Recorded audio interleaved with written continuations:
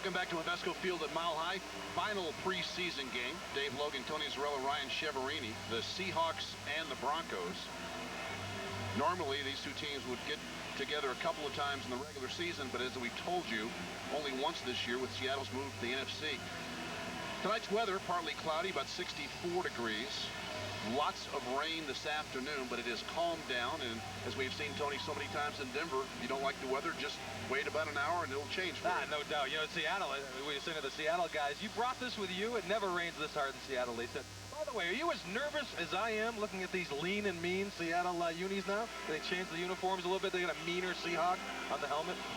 You know what, I must say, it's got a little Canadian football thing going on there. I don't dislike the unis, but they're certainly different.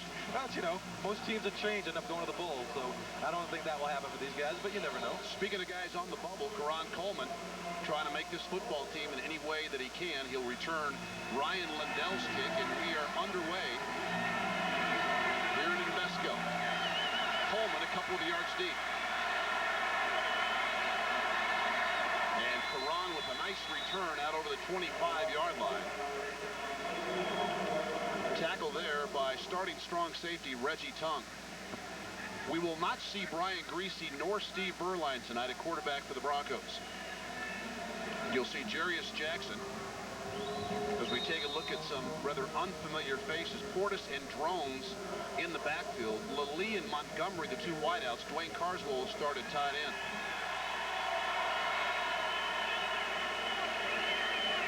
First and 10. And this will be Portis with two arms wrapped over the football. Portis tackled by Chad Eaton. Seattle will play their starters a couple of series. As you take a look at the offensive line, Freeman and Herndon in a battle for a spot will start tonight.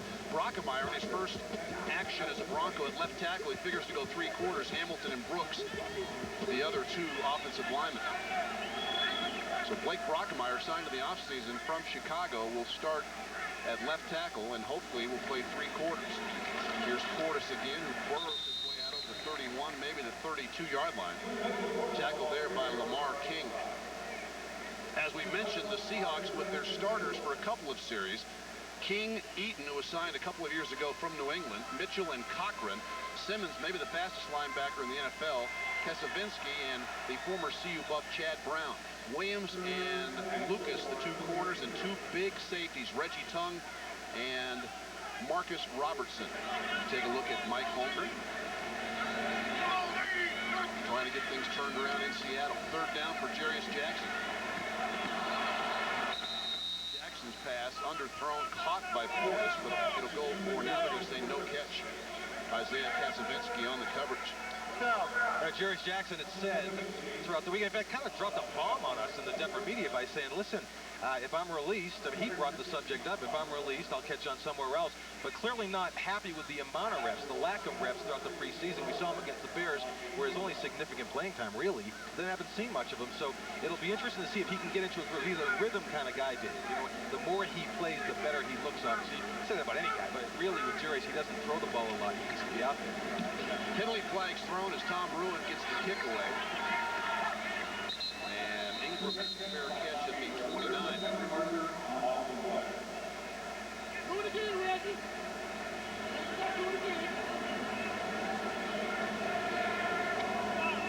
Longtime official Ron Blum, the referee tonight. This will be against the Broncos. Illegal formation.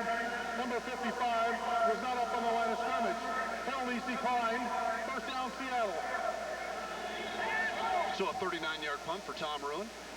And again, we'll see Seattle's starting offensive unit and a number of backups on the Bronco defense.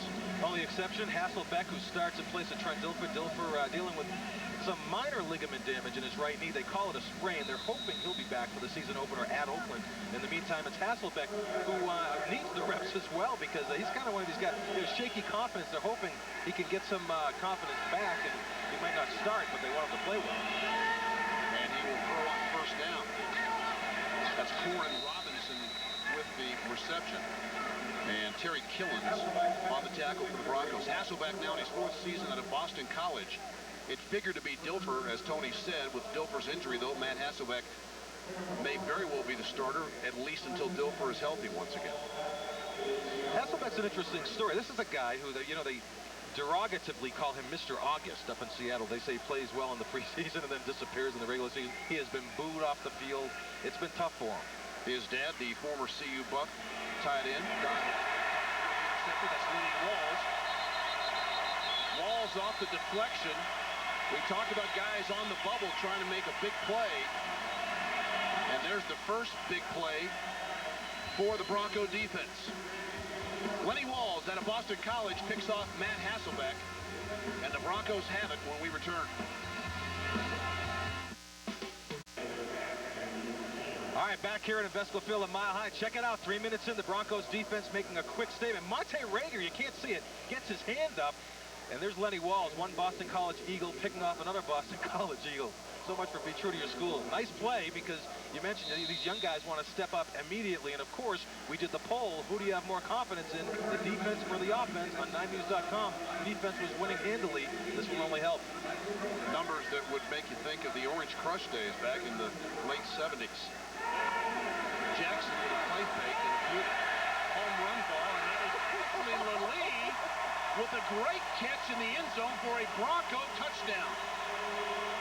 So the first round draft choice goes high to haul in a pass from Jarius Jackson. And a beauty indeed, as Denver now with a 6-0 lead on a 38-yard score. Two great reasons to love this play. Great to see Jarius Jackson airing it out on first down. Go right after him. You get the ball back in a turnover. They're stumbling. Go right after him. What a catch. You know, Ashley told me on the flight back, by the way, from Tempe, he thought he caught the other one. He thought they should have reviewed it. They won't need to review that one. Jason Elam back after a week's absence with the extra point try. And Denver to the Seattle turnover.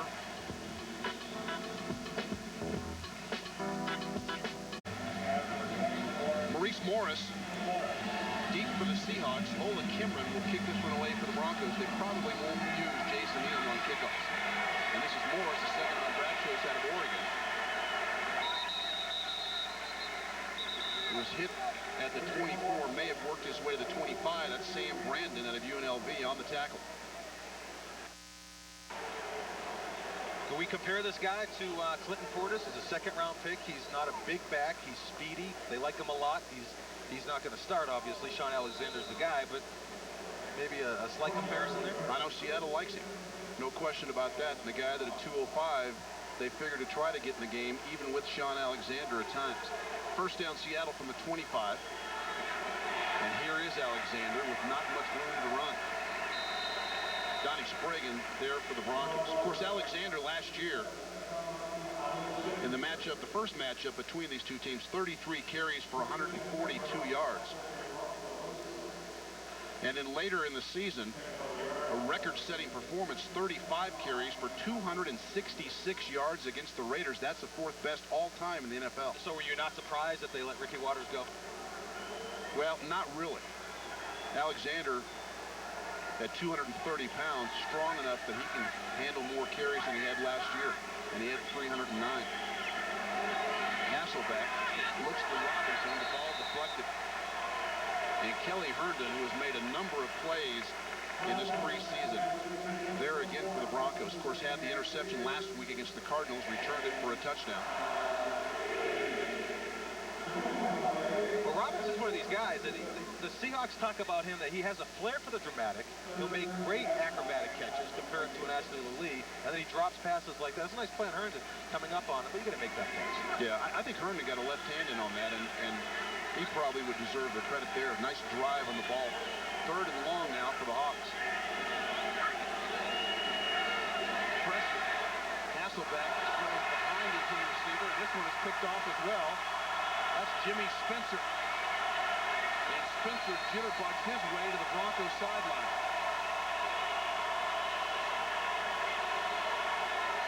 So two consecutive interceptions on two series. Matt Hasselbeck picked off twice. The first by Lenny Walls and that one by Jimmy Spencer. We've got a timeout on the field, 11:33 to go in the first quarter. Broncos with a 7-0 lead and the football. Tyrone Poole also will make this team. Denver, for the second time, starts inside Seattle's 40-yard line, and again on the play-action fake. And Jarius Jackson on the money. And again, that's Ashley Lee for a gain of about 12. Curtis Fuller, the second-year safety out of TCU, on the tackle. Because Jarius has not played a lot in the preseason, see Ashley Lee cutting right across the middle here, splitting the defense. As a quarterback, you talk about he needs reps. Last year he came out of NFL Europe, so he felt like he had played obviously through the offseason, much more comfortable this year, but I like the fact of letting him go out there and air it out. Here's Portis with room. Portis inside the 10, inside the 5, runs into Ashley Lee, is going to be marked down at the 1. So the Broncos' first-round and second-round draft choices are making some noise here in the first quarter.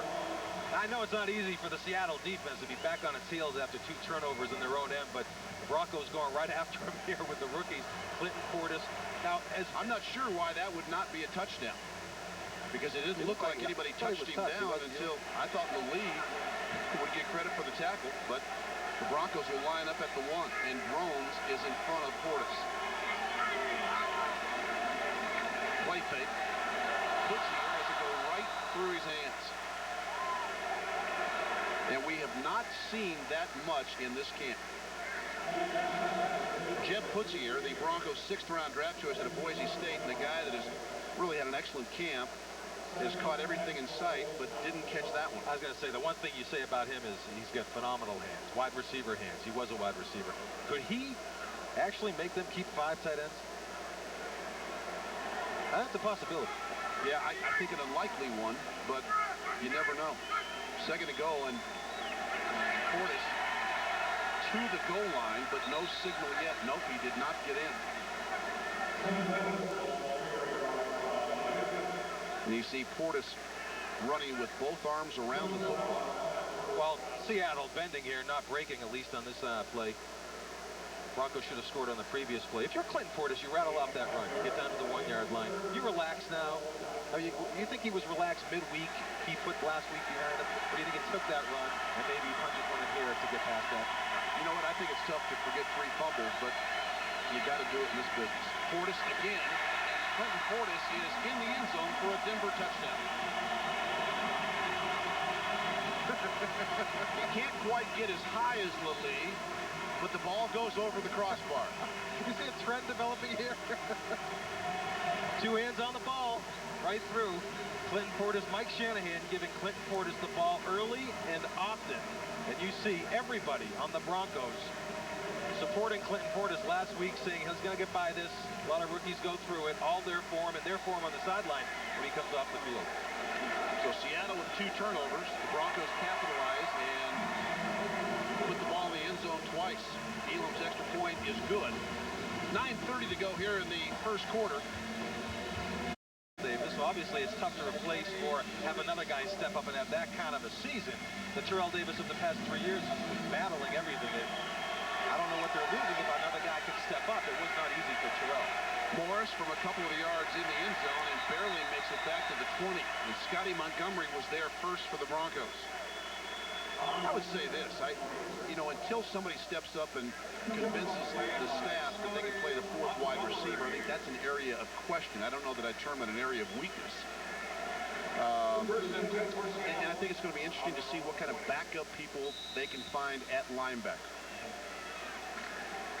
Well, they got more than a few to choose from.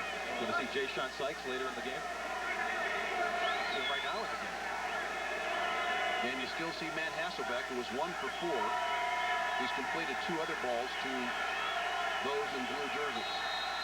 And I think now he's going to see his team penalized for the illegal procedure. So not a good start for Matt Hasselbeck and the Seattle offense. Ball start, 74, Seattle, 5-yard penalty. Repeat first down. Had a positive week last week for that man, Mike Holmgren. Hasselbeck was 8 of 13, and Holmgren said after the game that it was the first time he'd seen an indication that Matt was actually starting to feel more comfortable. Well, he likes him. Obviously, he likes him a lot. He traded Heward. He brought in, he's got a couple of veterans there. I mean, now they got Mark Rippon there as their 3rd guy.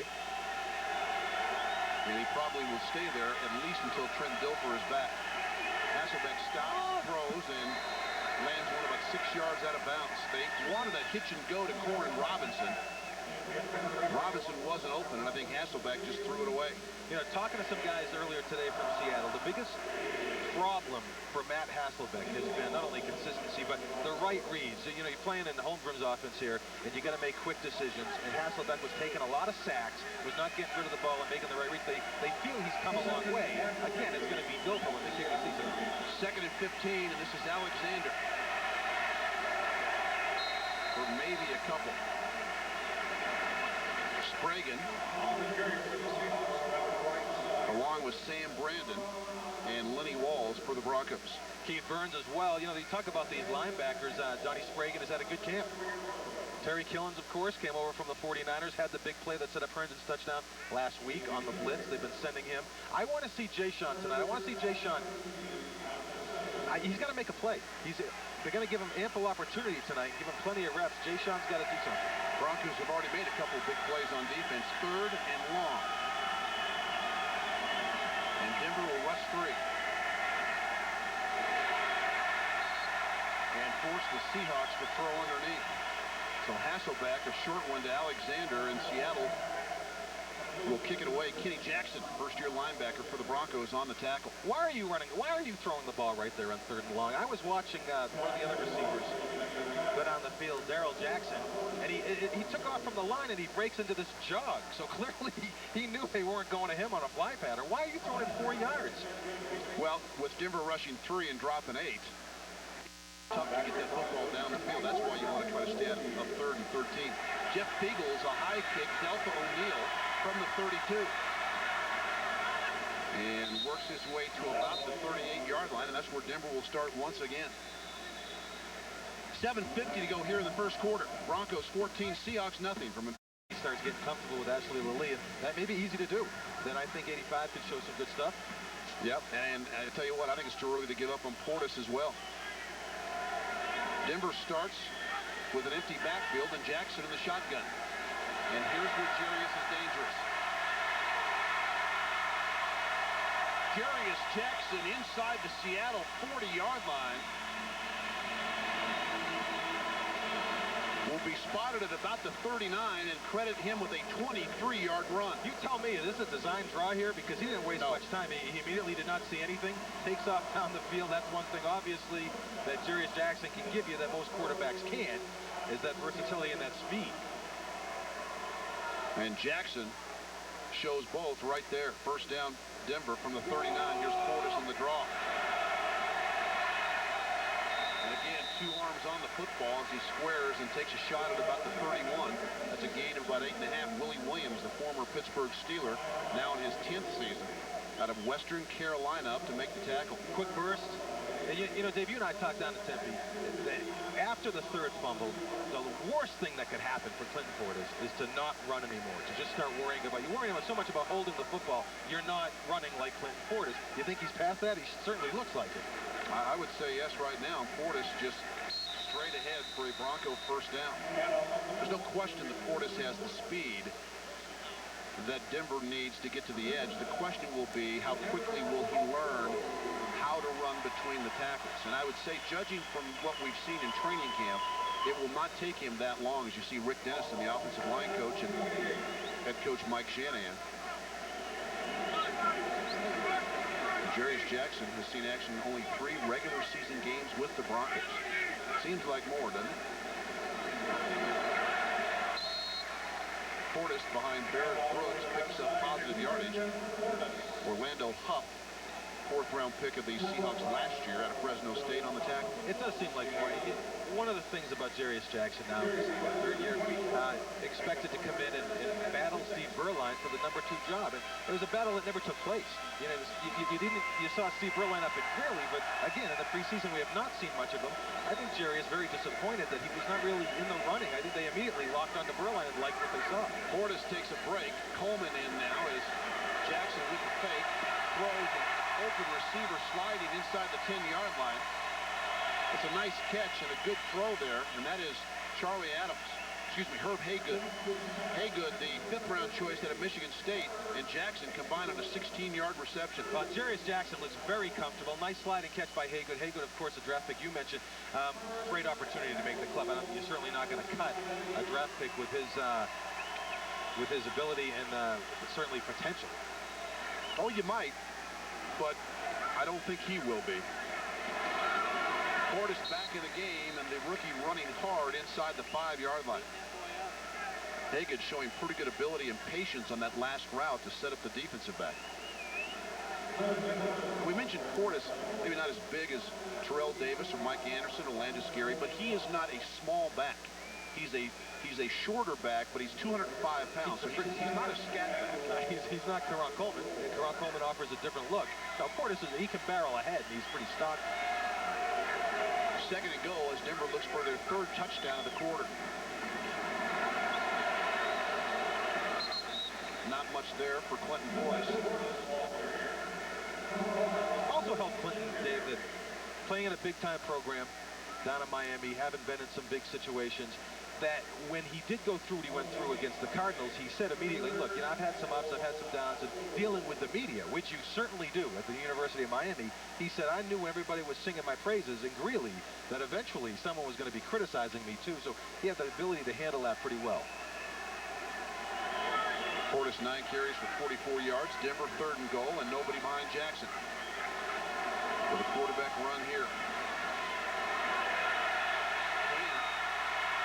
Does, and that is a Denver touchdown. Not a designed run. Jackson waited, couldn't find anybody open, and then doing again what not too many people can do, and that's just creating big plays with their feet at that position. At the 4 wideouts, nobody open. I was watching the league. He was covered the Seattle secondary doing their job, but when you give Jarius Jackson that kind of real estate, he's going to take it in. So the Broncos' 3rd touchdown of the quarter. Ola Kimron, who missed an extra point last week against Arizona, will have his 1st attempt of the night. And it is good.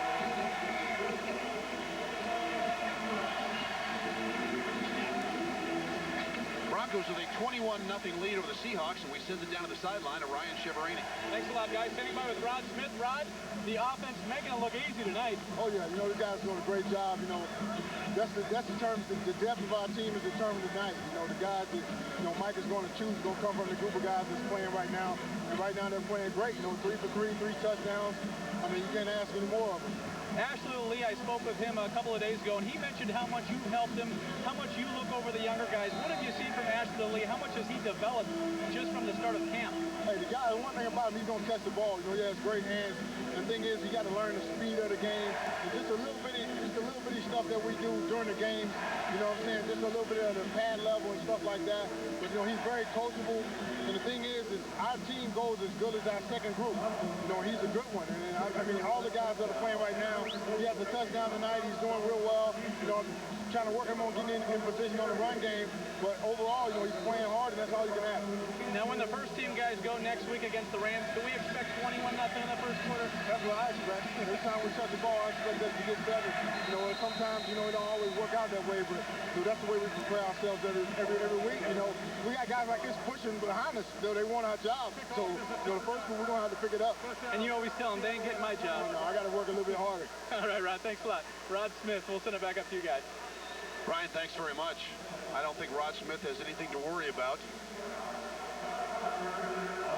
I know Rod Smith is always saying, you know, this guy's closing in on me. Rod, you know, he told you, I'm older than you think. You know, Rod's been around. Well, and I'll tell you something else. He's got a full appreciation of how hard he had to work. Here's a guy that was undrafted. He's on the practice squad. Yep. Made his first catch of his career. A touchdown reception from John Elway to beat the Washington Redskins. Mark Rippon now in at quarterback for the Seahawks. Quick throw there to fullback Keith Evans, second-year pro out of Auburn, who was a third-round draft choice last year, and Jay Sean Sykes on the tackle. Speaking of Washington Redskins, you're looking at a former Super Bowl MVP, and Rippon, of course, for personal family reasons, left the game for a while. He's 39 years old. He's back and offers some leadership, and he's a veteran. He's been in some big situations, clearly. Take a look at the Broncos' dominance thus far.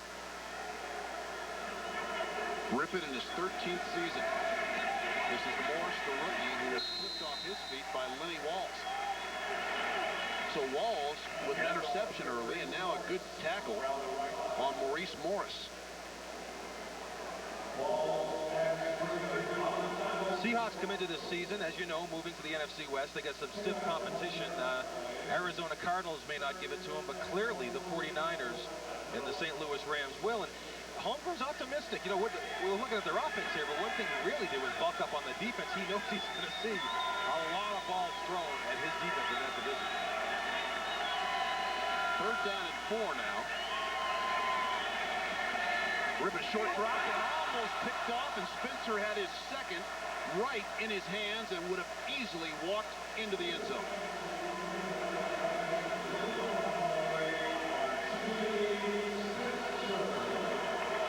What is he doing here? I mean, Jimmy's clearly reading it well, but Rippon doesn't see him, and you don't see Jimmy Spencer drop too many of those. Jimmy Spencer, when he picks him, he usually takes him. Craig Jarrett, who's in a battle with Jeff Feagles to decide who will be the punter this year for Seattle. They're kicking away to Delco. O'Neill's back at the Denver 25. Seahawks figure to save about $500,000 if Jarrett beats out Feagles. And O'Neill gets the 50-yard punt with a penalty flag down.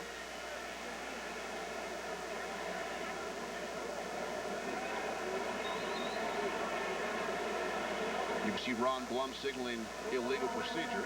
Number 86, Seattle, was not up on the line of scrimmage. Penalties declined. First down, Denver.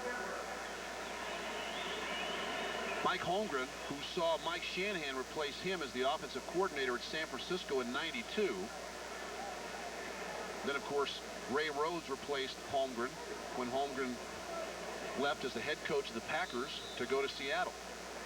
Talking to Mike the other night with you, Dave, on the huddle, this is what, 3 games in 11 nights, 2 and 5 nights. That's good and bad. It's bad to squeeze them all in, obviously, but it's good now. After this, they get 10 days to get ready for St. Louis. And Jackson continues at quarterback. Green set up Coleman with penalty flags thrown is hauled down at the 28-yard line. That was going to be holding against Denver. Terrell Vieira, the rookie out of Georgia, on the tackle. Holding 64, Denver, 10 yards. Repeat first down. That is Lenny Friedman at left guard. Friedman, as Tony and I were talking about, battling for his starting spot with Steve Herndon, maybe even Ben Hamilton. How about those numbers? 2 of the most successful coaches, obviously. And a defensive coach in there, too, Bill Cowher. Met in '96 in Green Bay, with the Packers winning that one. Met in '97 or after the '97 season in San Diego, and Denver fans know who came out on top. Coleman outside to about the 20-yard line. Hit there by Chris Richard. Richard's the 3rd-round draft choice this year. The corner out of USC. Well, we talked about how Karan Coleman gives you a little bit different look, but on a play like this, Dave, I could have run through that. That's a great job by the right side of the offensive line. Big hole there, and he's got the speed to get through that quickly. You might want to rethink that.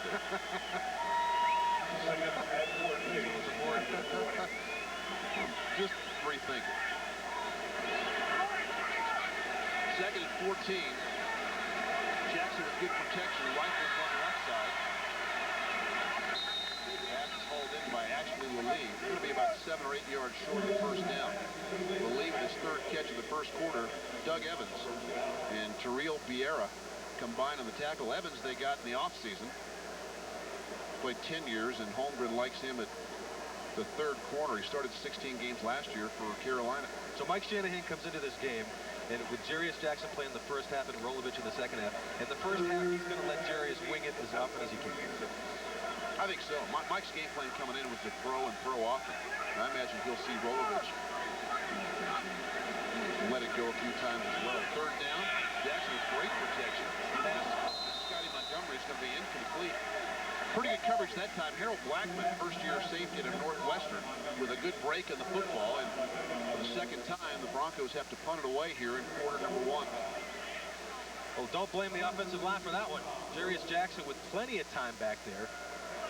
And Jackson has looked pretty good in this. You know, Jarius Jackson, coming into this game, talked about him. If he was not on the bubble, it would be tough to picture Mike Shanahan practice squatting Rolovich and only going with 2 active quarterbacks. That's not going to happen. But Jerry is certainly feeling a little pressure because he needed to get out there and throw the ball. He's done pretty well tonight. Tom Ruin with the line drive. Bobby Ingram will have some room to run. Quickly shut down.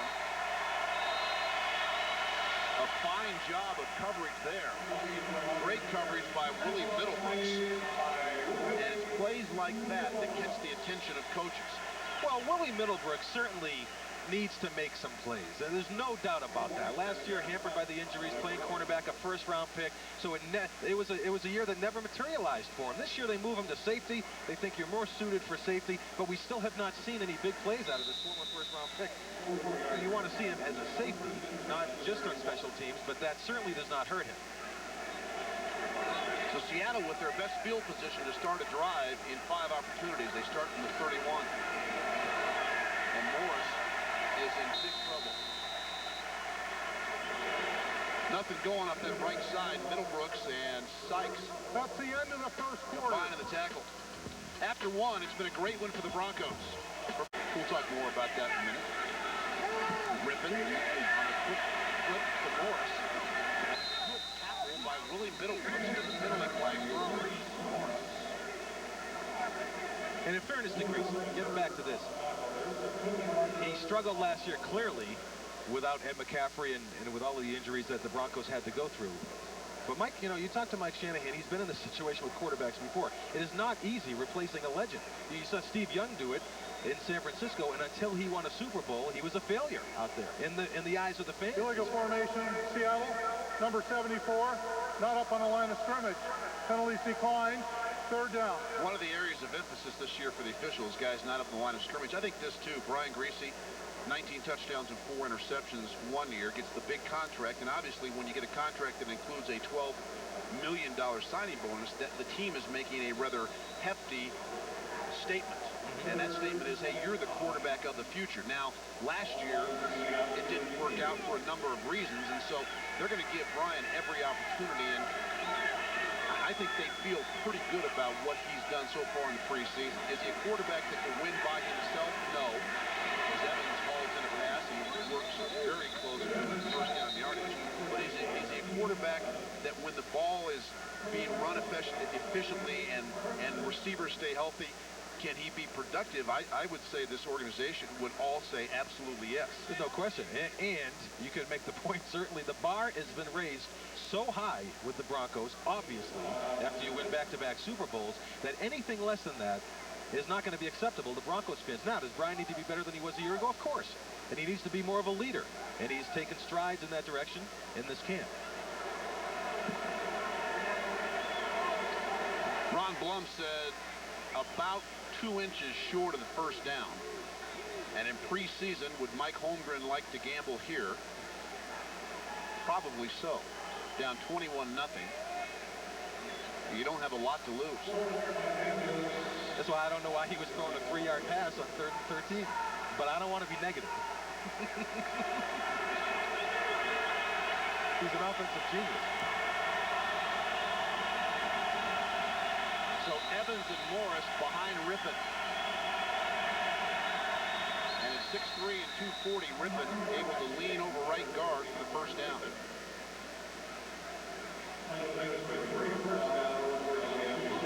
Did you expect more from Mike Holmgren sooner? You know what I'm saying here? He takes the Packers to back-to-back Super Bowls. He leaves, he goes to Seattle in 4 years. Or 3 years, 4 years he's been at Seattle. This is 4th year. 4th year in Seattle. So 3 years in Seattle, he's 500. Well, I'll say this. He inherited a bad football team. Now, he's made some bad choices as well. Rippon finds Morris in the flat. And Morris squeezes out a gain of about 9. But I think fans in Seattle, if you ask them that question, they would say, absolutely. We expected to get into the playoffs and we make a run of things, and that just has not happened for Seattle. It's the only thing Rippon had on this play.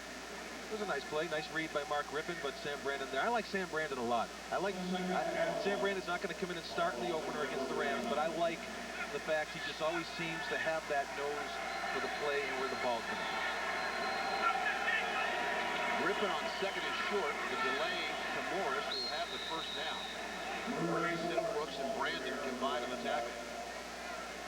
So Maurice Morris, as I mentioned, the second-round draft choice, rookie out of Oregon, with the most playing time he's had, been a bit nicked up in training camp. And you're going back to Sam Brandon, the fourth-round pick out of UNLV.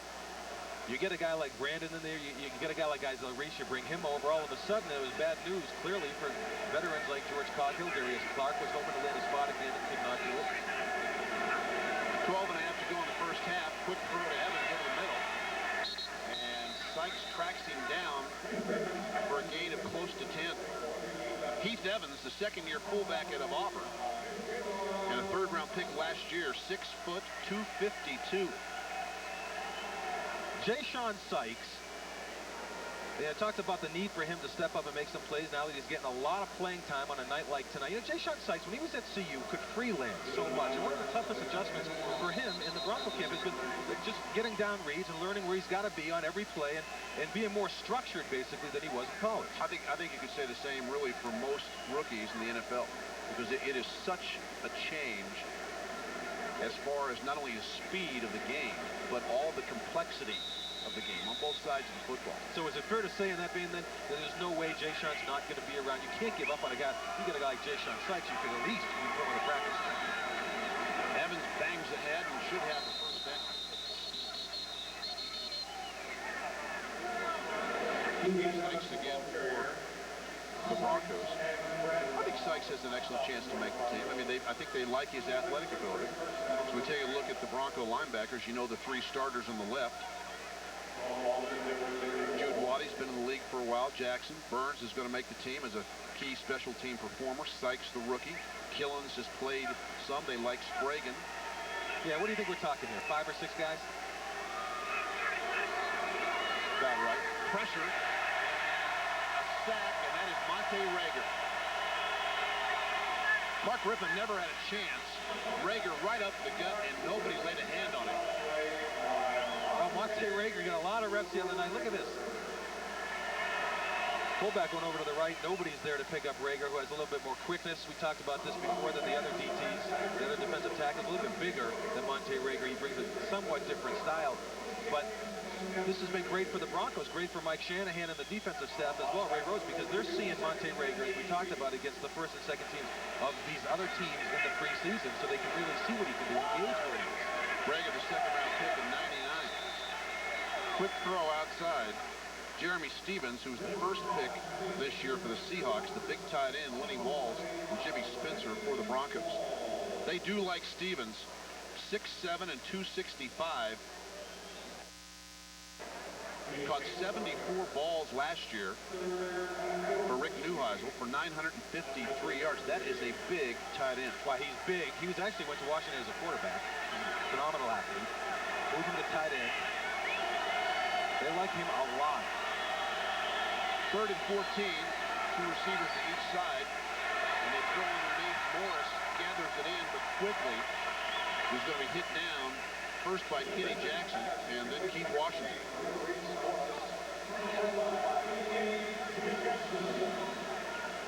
Well, Seattle trying to get something going here, even if it's little dump-off passes. You know, getting back to Stevens, if you're 6'7", and you get the kind of speed he does, a quarterback, if you're downfield, you can play like a wide receiver even as a tight end. Quarterback's not going to out-jump you. The linebacker can't stay with you. So Holmgren picking up a very versatile guy in Jeremy Stevens. Tough guy, maybe like a Tony Gonzalez, but even bigger. Ryan Lindell will see it spotted at the 42 near hash. This will be an attempt of 52 yards. Plenty of leg, but he missed it right.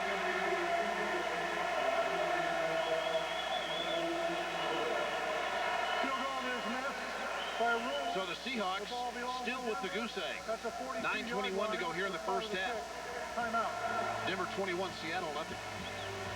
How much changes do you think in the game plan if, let's say in week 3, he's the starter? Well, I mean, you want to move him around.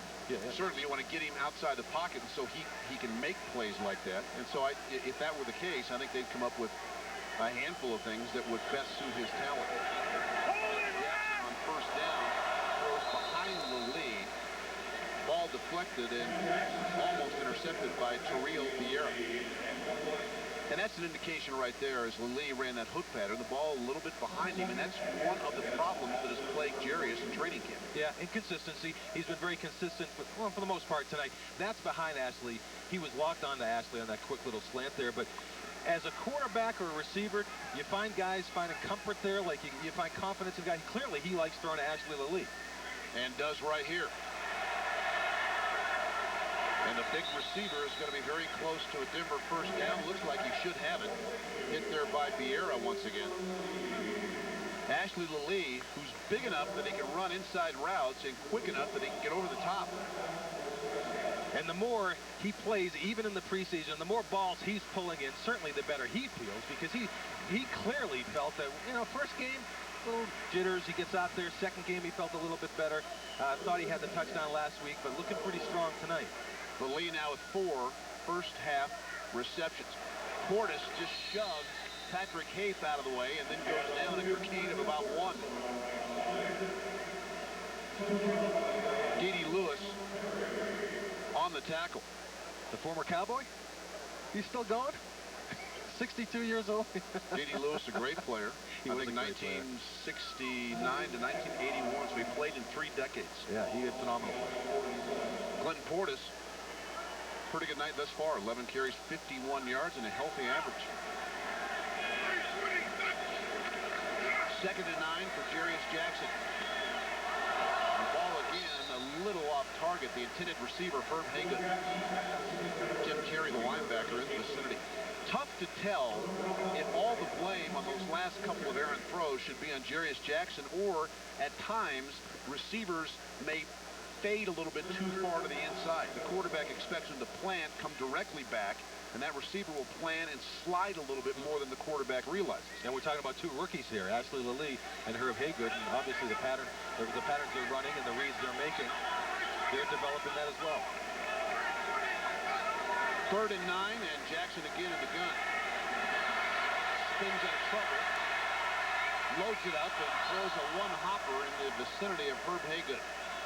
He had Haygood open at about the 35, and that may be a throw that Jackson looks back upon and says, hey, I just buried the football. Well, I'll tell you what, he also had Ricky Hall down the left sideline on the 10-yard line waving his arms, and he didn't see him. And Jarius certainly has the gun to get that ball down to him. But gets out of trouble as well as anybody can get out of trouble. But yeah, Adam couldn't make it happen. He has been inconsistent. He's a little bit more inconsistent, certainly in this quarter, than he was in the first quarter. Bruin for the 3rd time tonight. Skies one. Ingram with a fair catch, standing on the 15-yard line.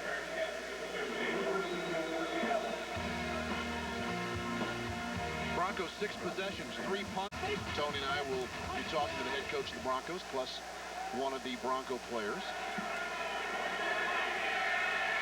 Ripping to throw on first down, still a strong arm, and that ball rifled outside the 35-yard line for a Seattle first down. Williams, the receiver, in front of Lenny Walls. James Williams, the 3rd-year pro out of Marshall, was a 6th-round draft choice a couple of years ago. Gain of 23 yards.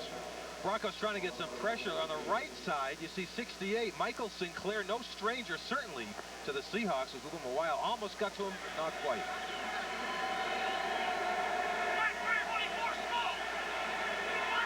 Rippon will change the play at the line of scrimmage. Williams with Walls to beat does just that. He's going to pick up 7 or 8 yards. No, he's going to say he stepped out of bounds at the 42. That's a play we see so much now in the NFL. Once a quarterback recognizes either a blitz or an 8-man front, just throws the ball quickly to the receiver, and it's a one-on-one opportunity. Yeah, we see that a lot with the Broncos and Rod Smith. I always ask you that. But get back to Michael Sinclair, of course, a few years ago had a monster year. 16.5 sacks with the Seahawks. Had diabetes, dropped some weight. Couldn't handle some of the bigger guys in the league anymore. They moved him around a little bit on the D-line. Couldn't let him go. Just recently lost his sister. to breast cancer. Passing complete. Kelly Herndon's got a hand on the football intended for James Williams. I like Kelly Herndon. You like Kelly Herndon. Most importantly, Mike Shanahan likes Kelly Herndon. He has had a great camp. He came in the end of last year, for Bronco fans who don't know this. Yeah, I think in October, early November, joined the practice squad, learned the system, and as he says, went up against guys like McCaffrey, well, not McCaffrey last year, but Rod Smith, every day in practice, which certainly doesn't hurt, and he has made quite a statement in this preseason. 6.5 to go in the first half. Broncos have made a pretty good statement thus far with a 21-0 lead. Deflected out of his hand. I couldn't tell if Mark wanted to pull that ball down at the last moment. Ron Blum, the referee, said no, it was a forward pass, and so Seattle will have to punt. No, the ball was deflected. Is that Spragan in there, 58? Or Killins? Excuse me? Tough to see. I didn't see the ball actually even leave Rippon's hand from here. Tyrone Poole set to return a punt. At the Broncos 23-yard line. That is a kick of 35 yards. Denver's offense back in business when we return to Invesco Field. Broncos offense or defense? Well, it went from 77% to the defensive side. Now the offense with a 12% lead. The irony there is the offense is putting points on the board because of the defense. The defense has the 2 picks down that end. This should make you more pumped up about the defense. Easily swayed our audience. Here's Karan Coleman, who will twist his way for a gain of about 4. Harold Blackman from his safety spot up to make the tackle, along with linebacker Orlando Rupp. I will say this. It is impressive that the Broncos could storm out to that lead with backups. And, going back to the first quarter, at least the first half of the first quarter, they're playing Seattle's first team. Yeah, the whole playbook might be out there, but, I mean, it's total domination. Yeah, and the 2 turnovers, obviously, lead to a short field. You see the Broncos' first 2 touchdown drives under 40 yards. Second down as Jackson won't have anybody behind him on this snap. Quick throw. Montgomery has to slide down to make it. Does so, and we'll have a Denver first down or be very, very close depending on that spot. Huff, the linebacker for Seattle. Scotty Montgomery, who dropped the ball last week against Arizona. But again, talking to Mike Shanahan, staff really likes him. So he catches a lot of balls in practice. It's just a matter of having enough opportunity and repetitions in a game to know that he can make that catch. You know, Mike obviously likes him a lot. You talk to Mike Shanahan. I remember in Greeley, Scotty goes down. I was sitting right there when he goes down and injures the knee. He has to have the scope. And Shanahan that day said, they're saying 3 weeks, but if I know Scotty Montgomery, it will not be 3 weeks. Exactly what happened. A week and a half later, Montgomery's back practicing and playing. It is a first down.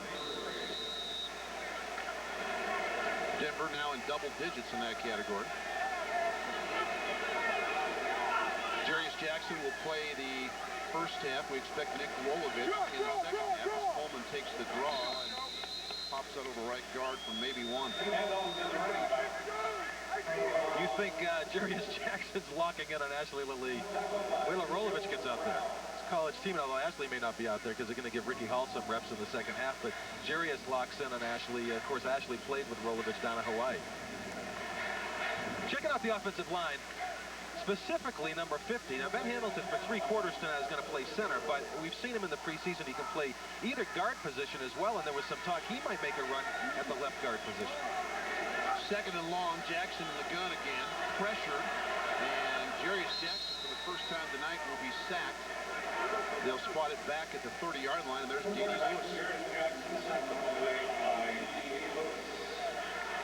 Well, quick decision by Jarius Jackson. He had nobody to go to. Ben Hamilton, you know, Ted Sundquist, the general manager, talks a lot about this kid. Went over to NFL Europe, played the title game, and was, they say, the best lineman in NFL Europe. And when he came back, you know, the versatility certainly doesn't hurt him, but all of a sudden you get to Greeley, they're talking about a possible starting position. He's one of those guys maybe you find room for if he's playing that well. And keep in mind, he was the Broncos' 4th-round draft choice a couple of years ago. 3rd and long. Jackson, a sideline cut right on the money to Frank Rice. And this will depend on the spot. Good throw by Jarius Jackson, and Rice in front of Chris Richard. And this is going to be very, very close. Frank Rice needing some reps. Nice throw. Jarius Jackson, that's, you know, you going back to, you said, okay, this is what's plagued him over the past couple of years. He'll zing a ball like that to the sideline, which is not an easy throw. He'll throw a Hail Mary 80 yards, and then he'll underthrow a guy 10 yards away in the middle of the field. That was a nice throw. And I think really one of the only ways to overcome your lack of accuracy is to get playing time. You have to get reps. You've got to throw more and more and more until you become comfortable in all the different throws that an NFL quarterback must make. It is a first down. You see what Frank Rice has done this preseason. Now, big play by Frank there, knowing exactly where he needed to be to pick up that first down when he was running that route.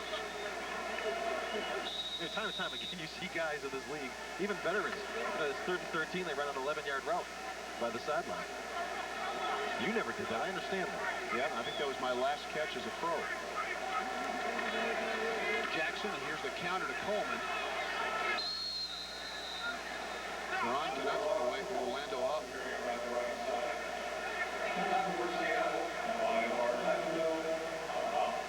Veteran receivers on 3rd down.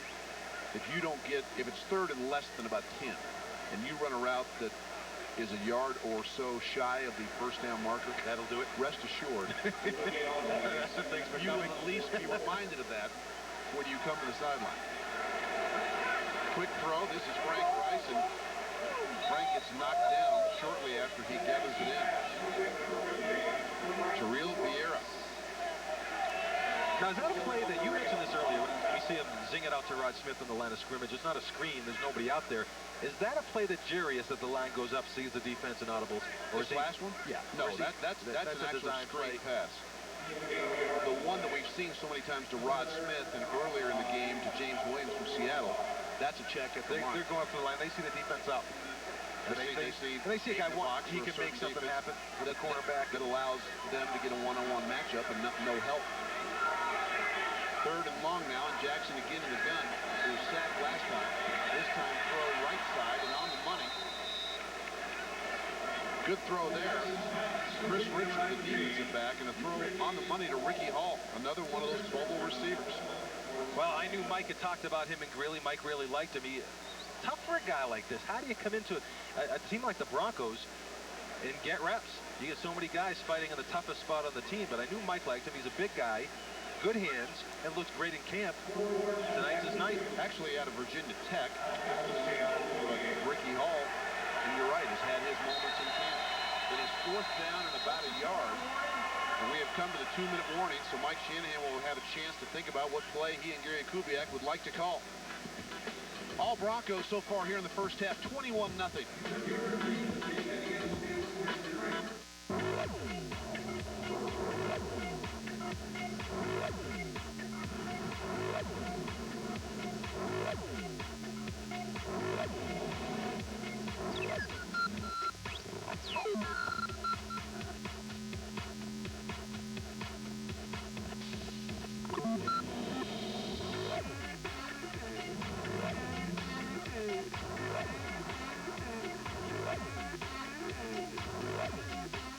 Starting Saturday, Sneagrab, the world's largest ski and snowboard sale. Save up to 70% on over 1 million top-name skis, boots, bindings, snowboards, clothing, and accessories. All at the Guard Sports Castle. Shop over 50,000 pairs of skis from Venustar, Rossignol, K2, and Atomic. Plus European factory buyouts starting at $19.99. Sneagrab, the world's largest ski and snowboard sale. Starts 7:30 a.m. Saturday at the Guard Sports Castle. John? John, what are you doing? John? Come on, John, it's my turn to drive. Hello? Lease a Saab 9.5 Sport Wagon as low as $339 a month for 48 months. For details, see your Saab dealer.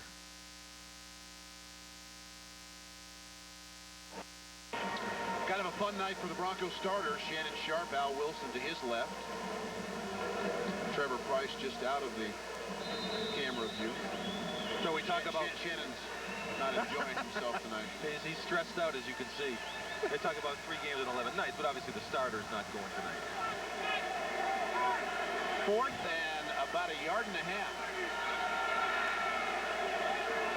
Jackson will go from the home run ball in the lead, and Ashley can't quite catch up to it.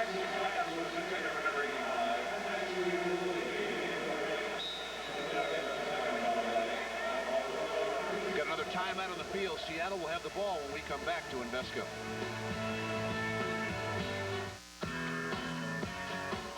Introducing the Chevy Trailblazer EXT. With more overall interior room than Dodge Durango or Ford Explorer. Enough room for 7 passengers and all their stuff. Trailblazer EXT. It can easily handle your whole crew. Now with 0% APR or $2,500 cash back, you'll haul in a great deal on the midsize SUV with unsurpassed horsepower. Trailblazer EXT. See your Colorado Chevy dealer.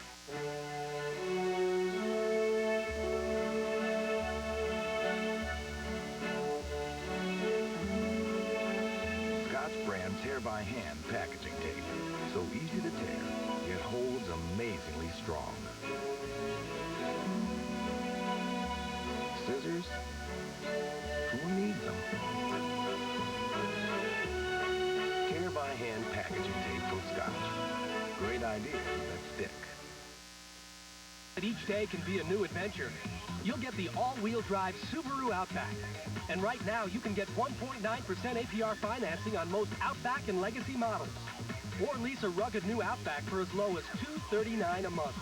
And now you have a few more days to take advantage of this great deal. So get to your local Subaru dealer today. The all-wheel drive Subaru Outback.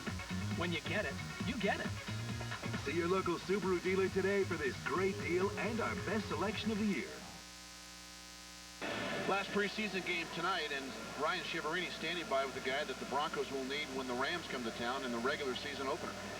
Thanks a lot, guys. Standing by with Trevor Price. A huge year for you last year, Trevor. We look at this defense already this year, just 1 touchdown allowed in the preseason. What's going on?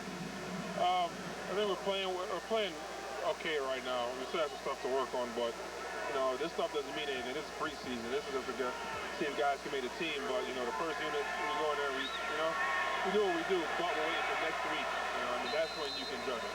Now, I see you on the sidelines. You're kind of like jumping at every time an interception's dropped, every time a play's missed. You want to be out there tonight, right? I want to be out there, but I want more than anything. I want these guys to make plays. You know what I mean?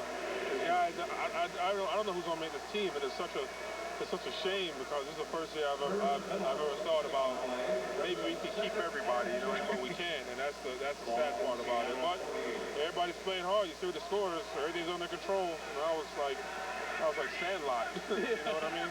I hear you. All right, thanks a lot, Trevor Price. We'll send it back up to you guys. Brian, thank you. Mo Morris squirts through that left side for a gain of about 7. You know, Tony, Trevor was talking about this the first year that maybe he thought about everybody could be kept, and interesting that Mike Shanahan made a similar comment this week that this was the first year as a head coach that there wasn't one guy that really could not make this team. There's no question. He said early in camp, specifically with the wide receivers, he was looking at, he didn't know who he could possibly cut because he thought they could all play at this level. Might all be able to, but he's going to have to cut somebody. And with it on 3rd down behind the fullback Evans, incomplete. Jay-Sean Sykes not kicking himself, just wishing, oh, you know, another inch or 2 there, and he's picking one off too. It's the 3rd pick of the game, but Jay-Sean's feeling like, oh, almost.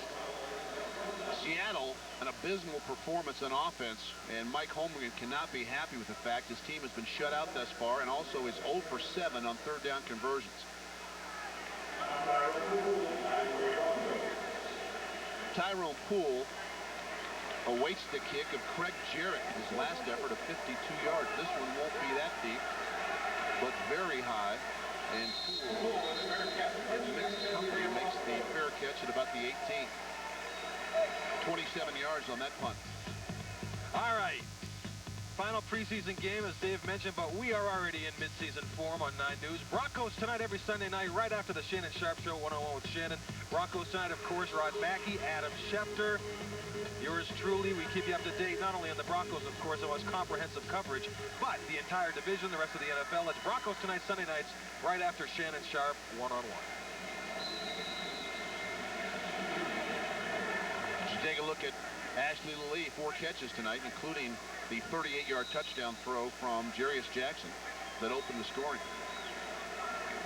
Lee firmly entrenched as the Broncos' 3rd receiver. Now it's going to be interesting to see as to who will be 4 and 5. And will this man be quarterback number 3? 62 seconds to go. Jackson from the gun. The quick throw to Lee. There's catch number 5, and it goes for about 8. Tackle on the play by Curtis Fuller, and Denver will be in the hurry-up.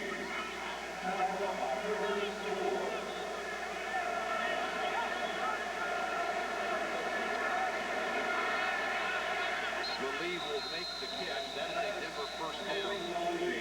Fuller again. We talk about these receivers. There's obviously a guy that you don't see tonight. 82. Kevin Casper. It has basically become a story over the past week or so. You always thought Kevin Casper is a lock, but when the coaches started talking about the receivers and who were the locks, they named 3, and Kevin Casper was not among them. It was Rod, of course, Ed, and Ashley Lee. And all of a sudden, because of the injuries, now it's a cracked rib. If Kevin Casper can't get on the field, that's going to be an issue. He has a ton of potential, and Mike likes him. He had a decent, actually, I think above average job returning kicks last year, Dave. But the guy has to stay healthy. No question about it. You can say that for anybody as you take a look at some of the scores of the other NFL games. And if you cannot stay healthy in this league, they just will not wait forever. You ever have a cracked rib? I had 2 broken ribs, and the most painful injury I ever had. Blitz on the way. Jackson throws under duress. He's got Patrick Hape out over the 35-yard line. Spotted at about the 38, a gain of 6. The clock runs with 25 seconds to go here in the first half. And again, the Broncos without a huddle.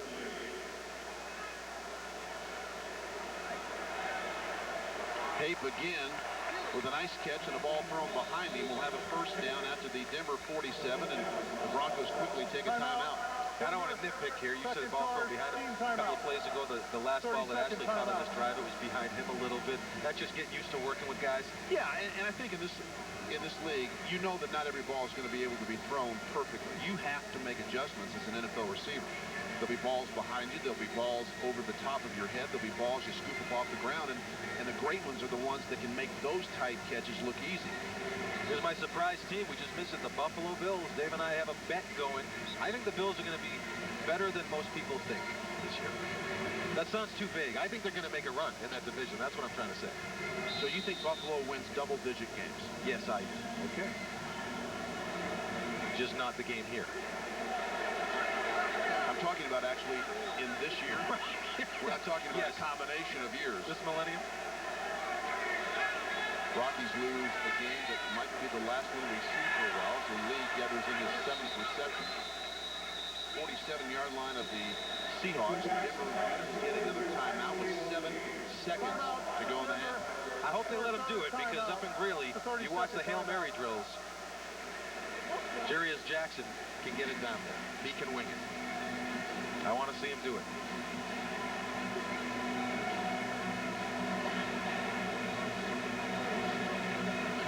Well, I mentioned Broncos tonight, of course. The Broncos huddle's on Monday. Broncos tonight on Sunday. But first up, Shannon Sharp, one-on-one.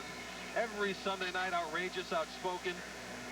The most prolific tight end when it comes to receptions in NFL history. Shannon Sharp going one-on-one with me every week, beginning right after the opener against the Rams, September 8th, 10:35. We break down the game and get a piece of his mind. Shannon Sharp, one-on-one.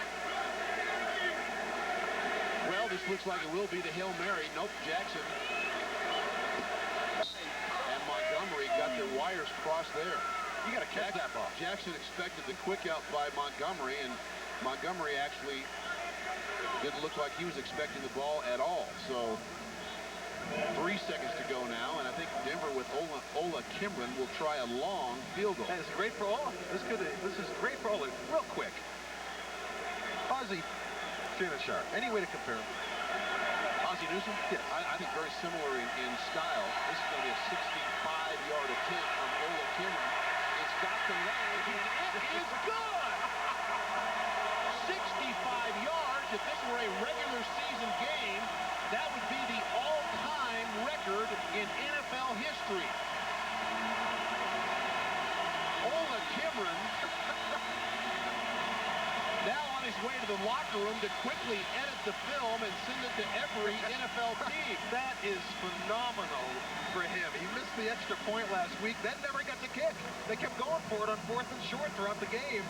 Tonight, Mike lets him try one. That is phenomenal. Holy cow, we're going to go down to the field now and talk with the head coach, Mike Shanahan, Mike, Dave Logan, Scott, and Tony Zarella. Hey, how about 65-yard field goal? I was hoping Tom would move it back a yard to break some type of record, but it looked like it was good by 3 or 4. What a great kick. Mike, both sides of the ball tonight in the first half. Defensively, you get the early turnovers. Offensively, you like the way Jarius is throwing the ball? Yeah, we got a couple good play actions early. They were playing the run. Jarius made some great throws. Ashley made some great catches, and it's always nice to start off on the right note. Mike, thanks. Okay. Mike Shanahan.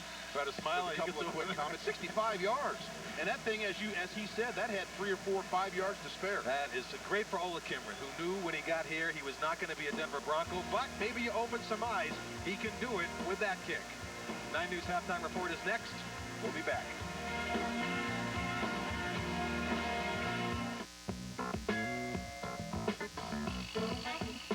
Favorable. Having an outcome that is in one's best interest. The 2002 Honda Clearance. The once-a-year opportunity for special savings on all available Accords. The odds are definitely in your favor. The 2002 Honda Clearance. Lucky you. Now you can lease a 2002 Accord LX for $239 a month for 48 months. It begins with a sunrise. As dawn breaks across Colorado, another day begins rich with possibility. Will it be a picture-perfect day? Deep blue skies, sunshine? Will it bring rain to the Front Range? Moisture to the prairie? Will you be caught in a storm? Hail, lightning raining down from an angry sky? Beautiful and mysterious, Colorado weather is our passion. Keeping you informed, our responsibility. You stay with us, you'll know what's coming. 9 News, Colorado's news leader. Come on, come on, come on, come on. Yeah, I'm still in the car. 10 minutes, an hour, I've got no idea.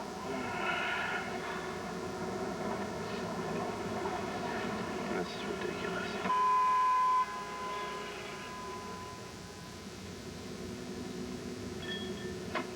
Can't wait to get your new Jetta. And with the offers going on now, why would you? From Colorado's news leader, this is 9 News. An afternoon filled with dangerous weather along the Front Range. Tornadoes hit the southeast suburbs. This one in Aurora caused the most damage. Good. Jim Bannerman. We'll get back to the Broncos and Seahawks in just a moment. First, we'd like to update you on the storm and other news tonight. That tornado you just saw caused considerable damage to a condominium complex under construction. It hit just after 3 p.m. Sky 9 showing us images of condominiums with severe roof and window damage. Those condos are near E470 in Gartrell. That's the Saddle Rock subdivision, close to the golf course. One construction worker suffered minor injuries. Tracy Ludlow shot home video of the tornado that caused the damage. We see the twister as it touched down again shortly after 3. About 25 buildings in that condo complex are now damaged. All are vacant since the complex is still under construction. 9 News meteorologist Mike Nelson joining us from the Weather Center, a busy place.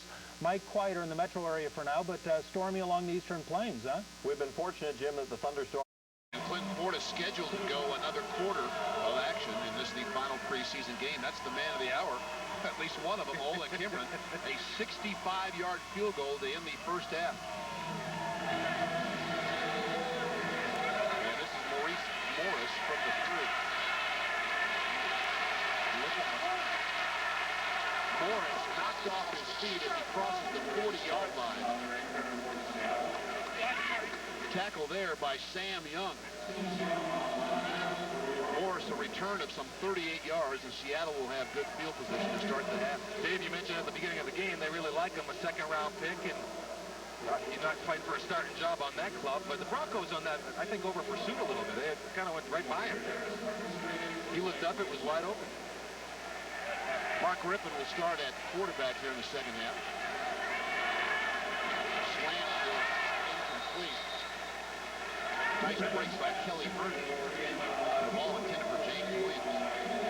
And Herndon, Tony, we talked so much about him, just continues to make plays. Well, Mike Shanahan has put himself in a position here with the cornerbacks in the nickel packages. He's got some options now because, you know, Tyrone Poole, you mentioned him. Strong player. Came up big early in the preseason games. And you get Jimmy Spencer, and you get Kelly Herndon. You get a lot of guys that fight for some time on that nickel package. Second and 10. Morris tries to bounce it to the outside. Does so, and then with a stiff arm is graded by Sam Brandon, who gets up, and the two rookies exchange pleasantries as they backpedal to their respective huddles. Flag on the play.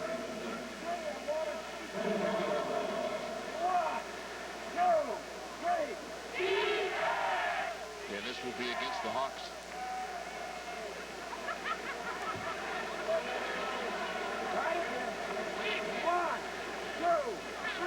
Holding number 18, Seattle.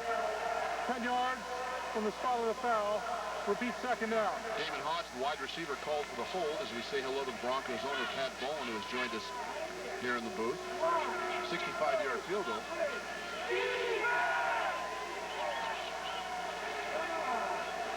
We've got to get Pat's mic working here. They're saying that it's too bad it didn't count. He was record. And had about 4 or 5 yards to spare, too. Yeah, it was something else. Second and long. Rippon with the play fake and the short throw on the flat to Evans, the fullback, who can't stay in bounds at about the 40. Pat, you're a guy that you probably knew more about Ashley Lee than anybody, seeing him down in Hawaii. You happy with what you got here? Oh, absolutely. I mean, I heard about Ashley every day from June Jones, and we played golf every day out in Hawaii when I was out there. And then June started touting me on Ashley well over a year ago. Ashley, give you that shirt? It might fit Ashley. A little Hawaiian flavor to it. 7 catches in the first half of the Broncos' first-round pick. 3rd and 14.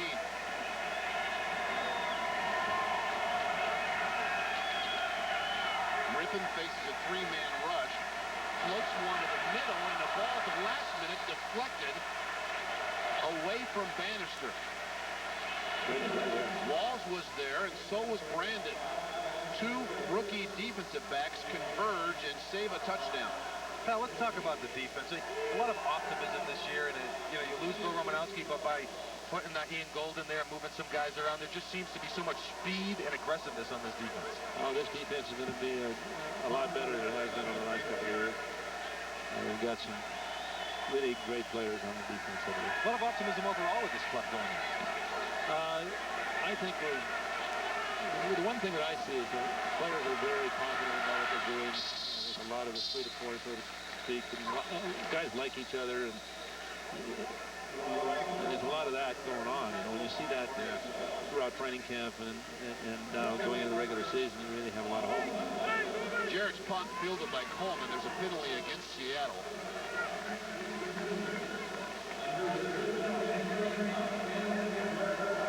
Number 52 of the kicking team was illegally downfield. Penalties declined. First down, Denver. Timeout. And so the Broncos, with 13:44 to go in the third quarter, will take possession for the first time in the second half. They do so with a 24-0 lead.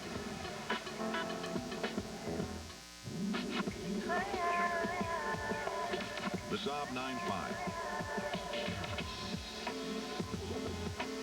With a more solid ride and a turbocharged engine you can't wait to take advantage of. Yeah, can I try the red one again? Oh.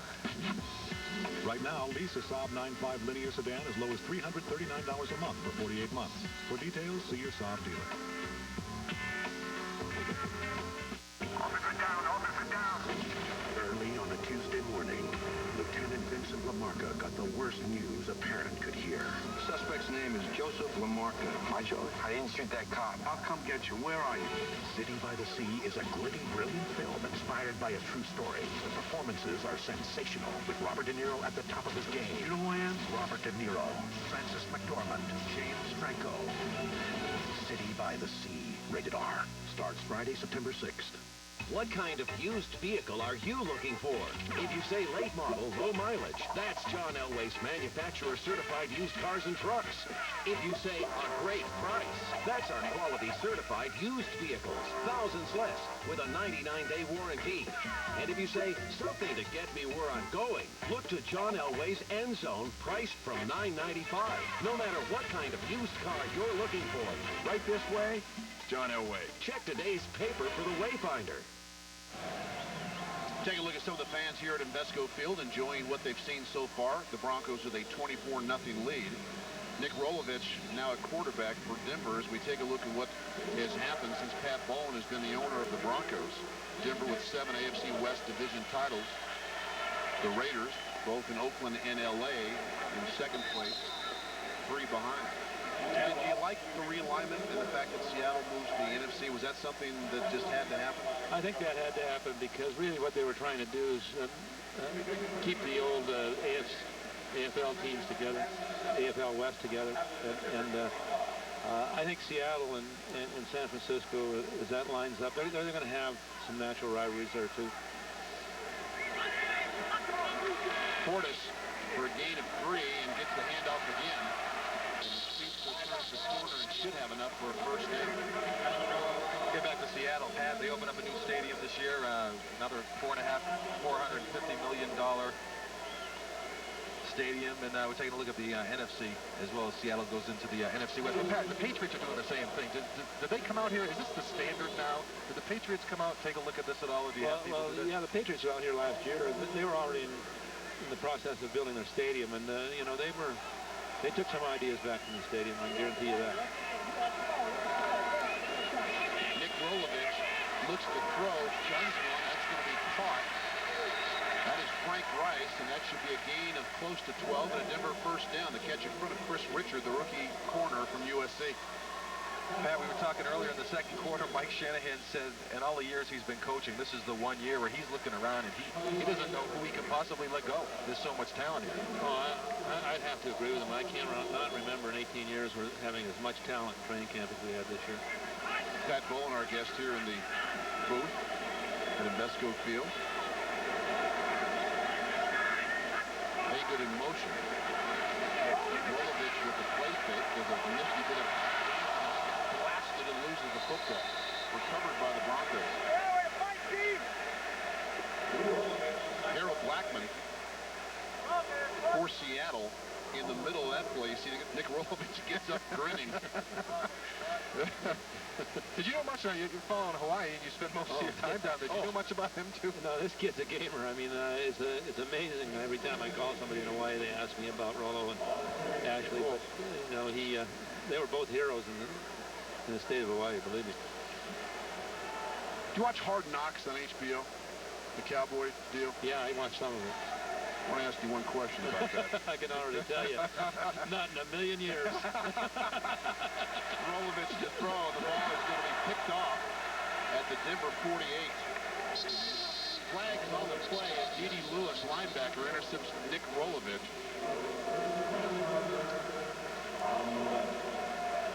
So Jerry Jones in all those meetings and discussing players, you wouldn't do that? Is not your role? No, if I ever agreed to that, I think Mike would somehow or another have me bumped off. You know, I mean, no, I would not do that.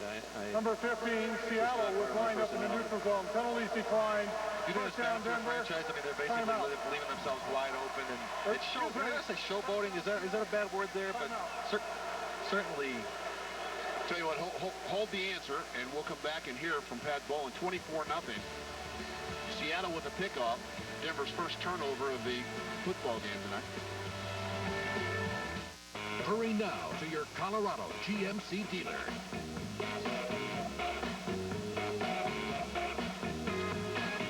Summer's ending at your GMC dealer.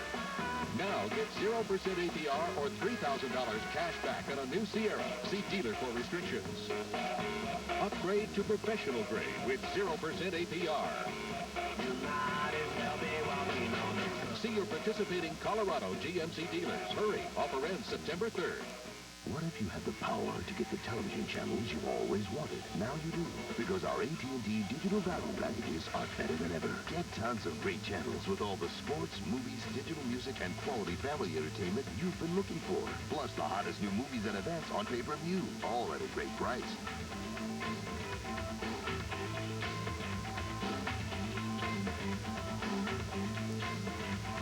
AT&T Digital Cable. The power is inside. Here's what's cooking in the Safeway kitchen. Today, we're making quick and easy homemade marinara sauce. Sauté onion, carrots, and McCormick minced garlic in 2 tablespoons of Carapelli mild olive oil.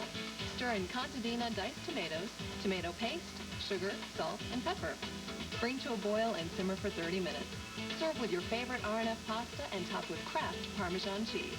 For more fun and easy recipes, go to 9news.com and visit the Safeway kitchen. Back here at Invesco Field at Mile High, Tony Zarella, Dave Logan with Pat Bolin, Nick Rolovich, guy Pat's been watching for a couple of years down in Hawaii, getting some reps tonight, and actually with a nice move there to buy a little time, but then I think the Seahawks caught up to him, as you see. One thing you can count on in this league, when the back of your head is the first body part to touch the ground, it's never good. Rippon on first down, fires a strike to Jeremy Stevens, the big tight end. That's his first catch of the night. Jude Waddy for the Broncos. Pat, your team will not lack for a challenge in the first month of the season. I know they haven't wanted to look ahead to that point during these preseason games, but right out of the gate, the Rams coming in there. Yeah, the Rams, and then we travel to San Francisco. Those are obviously 2 big games for the Broncos.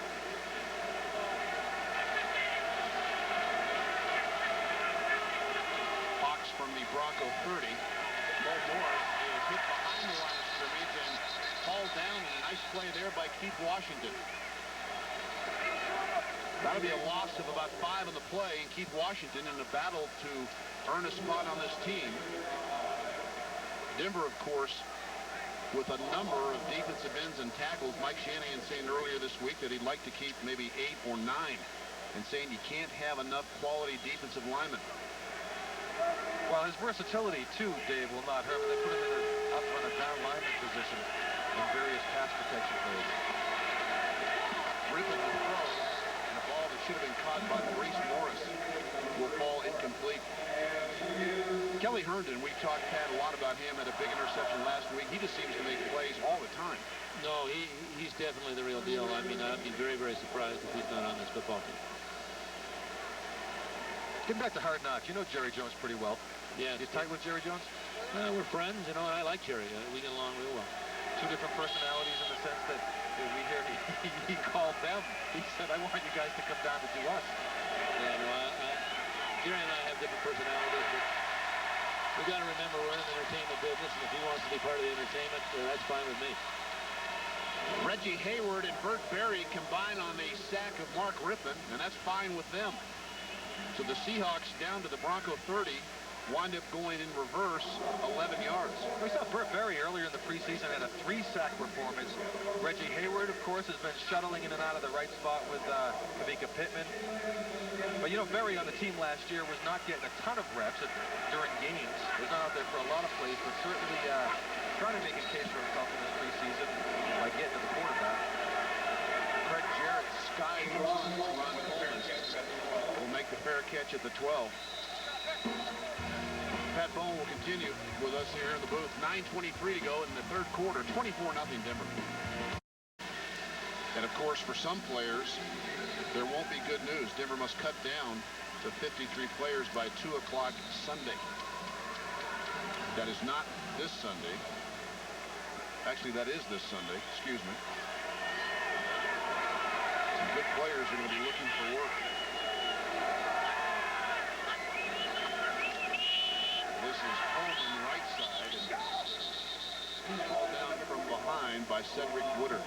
Pat, you're an active owner. Essentially, you're in Greeley all the time. You're dealing with players a lot. Is it tough for you personally when you get to know anybody and then they're not here after that final cut? It's always tough, you know, but I will tell you the toughest part about it is when you cut them and you know that they're going to go and play for somebody else. Okay, that's, and you know that they're good enough to, you're probably going to see them again on the other side of the ball. Yeah, unlike some of you know. Rolovich, here's Haygood on a reverse with room to run. And the rookie flies out over the 30-yard line. Second time in the preseason we've seen Herb Haygood on a reverse, tackled there by Terrell Vieira. 18 yards for Herb Haygood. Here's another rookie that has made some strides in the preseason. Now, you just said something, though, Dave. If you would have come here at the first of your career, your name would be up here on the ring of fame. Yeah, I appreciate that. By the time we saw you, you know, you're a little long in the tooth. I wanted to out of college, believe me. Well, I wasn't here then. 18 yards, as I mentioned, for Haygood. And the first carry for Ruben Drones goes for about a yard.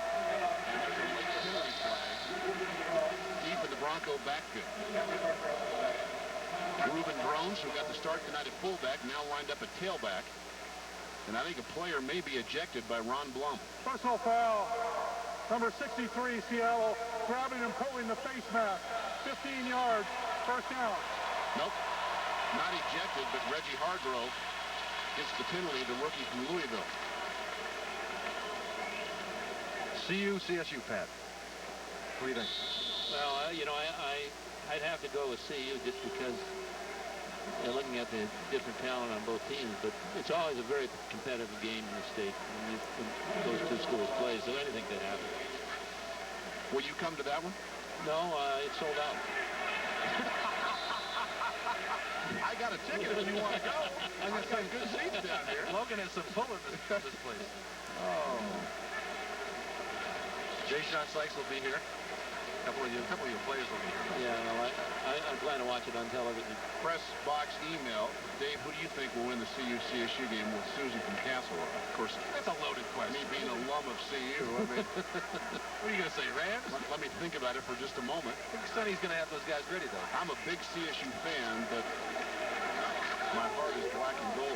Drone spins away from the rock and may have made midfield. He was hit by Cedric Woodard.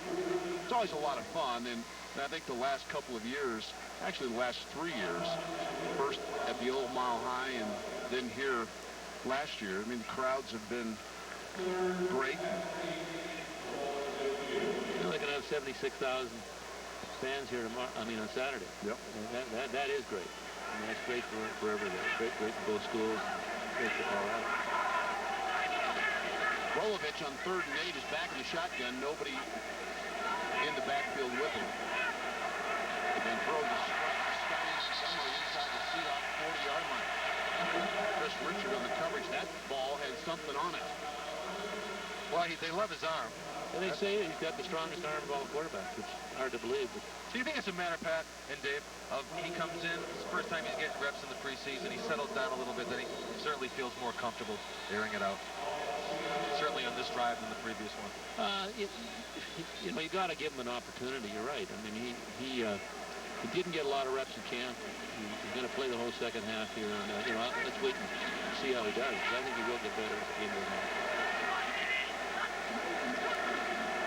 Rolovich again through the hands of Herb Haygood at about the 31-yard line, and a penalty flag in the Bronco backfield, and this will be against Denver.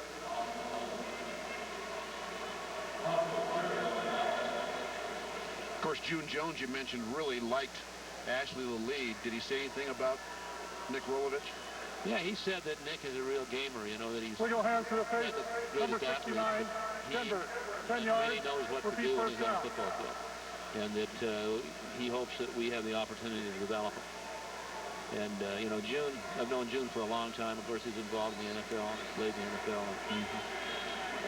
You can pretty well count on what he has to tell you because it's usually correct. He's a straight shooter. Oh, absolutely. Of course, June Jones with the Denver Gold a few years back, and as Pat said, played quarterback in the league for a number of years. 1st and 20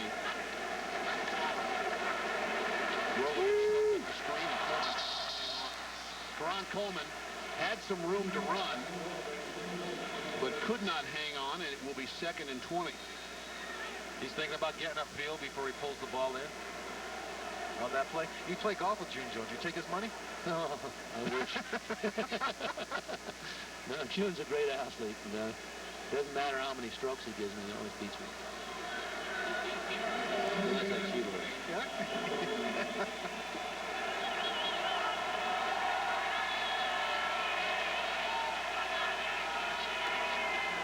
2nd and 20. Coleman darts through the middle to the 42-yard line. Picks up about 7 yards. D.D. Lewis again on the tackle.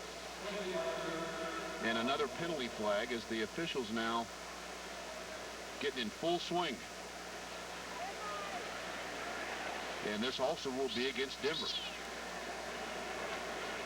Well, Blake Brockemeyer, it's great, Pat, to see him on the field finally, coming back from the shoulder injury, and Mike likes him a lot. You pick him up from the Bears, the offensive tackle. If it's on him, he clearly disagreed because he ran up to the official. Number 71, Denver, 10 yards. Repeat 2nd down. If it wasn't for Ethan Salam, you know, he would be starting at left tackle. Yeah, and it would have been probably a great battle if he had been healthy. Yeah. Perhaps, you know, but it's nice to have 2 guys that can play in left tackle as well as both those guys can. Absolutely. Mike very high on Salam, too. Feel very comfortable with your left tackle, both tackles certainly, but the left tackle, and football is always an issue with the right-handed quarterback, and you guys seem to be very comfortable with it. Denver going backwards, 2nd and 30. Rolovich, a deep drop. The ball is going to be caught, but they say not in bounds. Patrick Haight at about the 43-yard line caught the football, but evidently did not get both feet down. There's another position, Pat. We talk about guys in the bubble and tough positions to cut from. You've got some tight ends, obviously, with the addition of Shannon Sharp, Jeb Poussier, the 6th-round draft choice, Patrick Haight, Desmond Clark is injured, Dwayne Carswell. I mean, you're loaded at tight end. And they're all good, too. That's going to be, in my mind, one of the hardest decisions to make if he's going to get tight end. 3-man rush now as Rolovich faces 3rd and 30. Fires, Haight good over the middle, works his way inside the 40-yard line, so at least he puts the Broncos in a position for a field goal should they choose. Tim Terry, the 4th-year linebacker, on the tackle. And then when you look at, you have to basically get creative when you think about the practice squad, because if a guy's good, if you look at a guy like Jeb Poussier and you say, okay, let's try to practice squad him, you can't, because if somebody will grab him. That would be a very difficult choice to make with him, because I think he's shown a lot in the preseason. I think you're right. I think other people will pick him up. So no field goal here. The fans don't like it. We'll raise the bar. I'm waiting for a chance of Kim Wren. They take a delay of game, maybe just to back Ola Kimren up and let him have another attempt at a long one. Delay of game. Denver, penalties decline. Somehow I doubt that, but Ola Kimren, in case you're just tuning in, to end the first half, nailed one from 65 yards. As I mentioned, Pat, he was on his way to the locker room to edit the film immediately to send to all the other NFL teams. What a big, big hit. Yeah, that was. They'll see that one. Ruin will try to get the Seahawks inside the 15. And will do so as Bobby Ingram makes the fair catch at about the 9. I guarantee you they'll all see that field goal on ESPN. There's no doubt about it. 4:47 to go in the 3rd quarter. Broncos with a 24-point lead. In the 3rd quarter, Broncos 24-0 and down to the sideline to Ryan Shiverini. Thanks a lot, guys. Jason Elam standing by with me now. He shares the NFL record for the longest field goal, 63 yards. You said that a few years ago. You just see Ola Kimren smoke a 65-yarder. What are you thinking? Oh, it was great. I love to see that. I don't know if you met him or not, but he's just the nicest guy in the world, and I just love to see it for him. We got in the locker room there, and he was shaking, and I just love to see that with guys. What a way to redeem himself, too, because he missed the PAT as we talked last week. He comes out this week, he smokes the 65-yarder. I don't know who had a bigger smile on his face, you or Mike Shanahan. Oh, I'm just happy for him. I mean, he's just, like I say, he's just one of the nicest guys in the world. You can't help but to like him. And, I mean, 1 for 1, 1 for 1 and 65 yards. That's not bad, you know. How do you think he's feeling right now? Obviously, he's going to get picked up by another team, probably may not have a spot here because of you, but you know he's going to get that tape ready. The guys upstairs, Davis, saying he's going to get that thing on videotape and start sending them out. Yeah, I think he's got a pretty good shot now. I mean, if you can hit a 65-yarder in any kind of game, I mean, you're going to get a shot from some other teams. So, I'm happy for him. Now, how's your health? We talked last week. You said you were day-to-day, obviously feeling better. I am feeling a little bit better. I still feel like I'm a few days away from being 100%. So I'm just going to take the weekend and rehab it and get ready to go for next week. All right, Jason, good luck this season. Thanks a lot. Jason Elam, of course, Ola Kimmerer smoking the 65-yarder. If this was a regular season game, it would have been a record. Of course, it's preseason, so it doesn't count in the record books. Guys? Brian, thank you. This is Maurice Morris for a carry over the 30-yard line.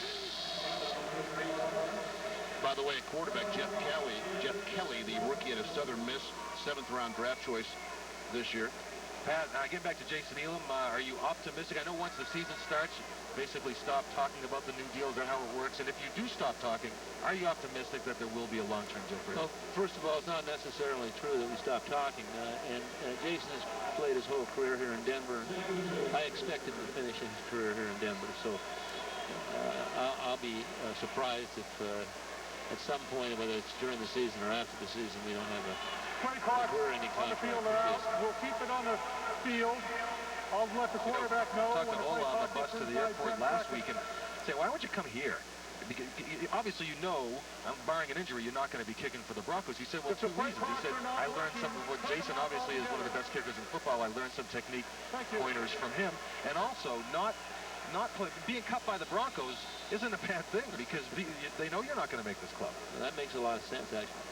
Seriously, I mean, he says that you go to another team and you get beat out by a young guy, maybe your NFL days are over before they begin, but here, you're not going to make this club. Morris again out the left side and takes a big hit from Sam Brandon. Let's take a look at another email question that we have. Press box email. Mr. Boland, what is the team's routine on game day? What's the team? Well, game day at home. Game day at home and game day on the road are almost the same because we stay the night before Saturday night, assuming it's a Sunday game, we stay at a hotel, local hotel, and on game day we get up and we have our meetings, we have breakfast, various religious services, those kind of things, and the players can elect to take the bus or they can drive their own cars down to the stadium. And generally speaking, everybody is here at by noon for a 2 o'clock game. Some guys are here as early as 10:30. Other guys are, here at 1 minute to 12. There's an hour of stretching or so in the locker room and taping up and getting ready and getting dressed. And usually by about 1 o'clock, players are out on the field. As you were talking about the night before even a home game, the team spends at a hotel and leave at the check-in by 6 o'clock as Kelly takes a big shot delivering that football. But they got to check in. They have meetings the night before. They've got bed check, and so it's a regimented existence. Good pressure that time from Garrett Johnson. The night before a game is very serious business. I mean, that's whether you're on the road or at home. I mean, and you remember that from your days of playing. I mean, that's a very serious night. There's not a lot of fooling around or a lot of watching television. It's usually, meetings and get to bed and get some sleep. I remember back playing that Sam Bertigliano told us if you get caught leaving to the hotel the night before a game, it's a game check. Which wasn't a lot back then, but it was a lot more than I was willing to handle. Kelly is sacked. That is Monsanto Pope, 7th-round draft choice this year. The big fella out of Virginia. Yeah, well, there's a lot of jokes made about that. When we offered the opportunity to check in at noon, the guys that were checking in at noon were always the veterans. Absolutely. Absolutely. It's like the old Vince Lombardi joke. The fines keep going up, and then finally he says, if you can find something worth that much money, take me with you. Jarrett to Coleman, and the little one steps out of bounds to the Bronco bench as he crosses the 40-yard line. Punt of 42 yards. Credit Karan with a return of 11. Just under 2 minutes to go here in the third quarter. All Broncos.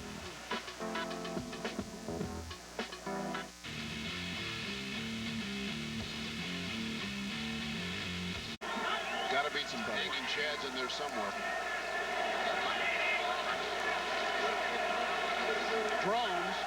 a big hole, and Rubin almost off to the races.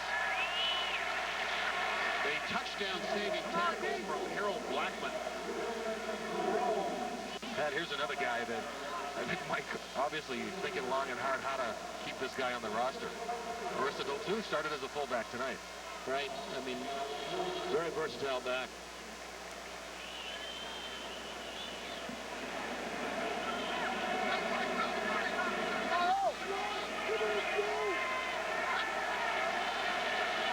Same play. Bit different results. Broncos at the 41-yard line, hit there by D.D. Lewis.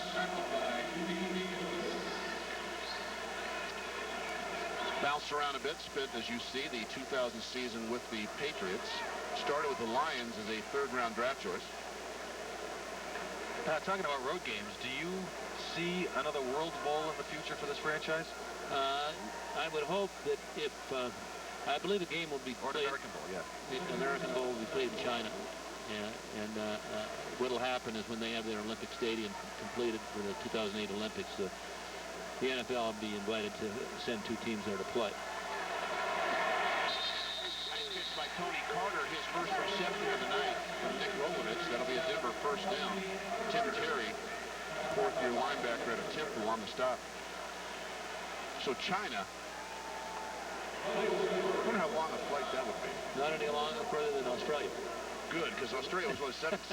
Yeah, I don't want to go to too many more American Bowls, but Sydney was a 14-hour flight. Something like that, yeah. It was maybe 17 when we combined because we had. What a beautiful city, though. You've done Tokyo, too, haven't you? Yeah, but Tokyo's nowhere near as bad. We've come to the end of the third quarter at Invesco Field. The Broncos own the Seahawks tonight. Tony Zarella, Ryan Cheverini, also Pat Bolin, the owner of the Broncos, here in our booth. His club enjoying a pretty good 3 quarters worth of work as they get ready to wrap up the preseason. St. Louis in town for the regular season opener, and that ought to be a great one in Invesco Field. Nick Rolovich, who has been at quarterback in the second half, continues here.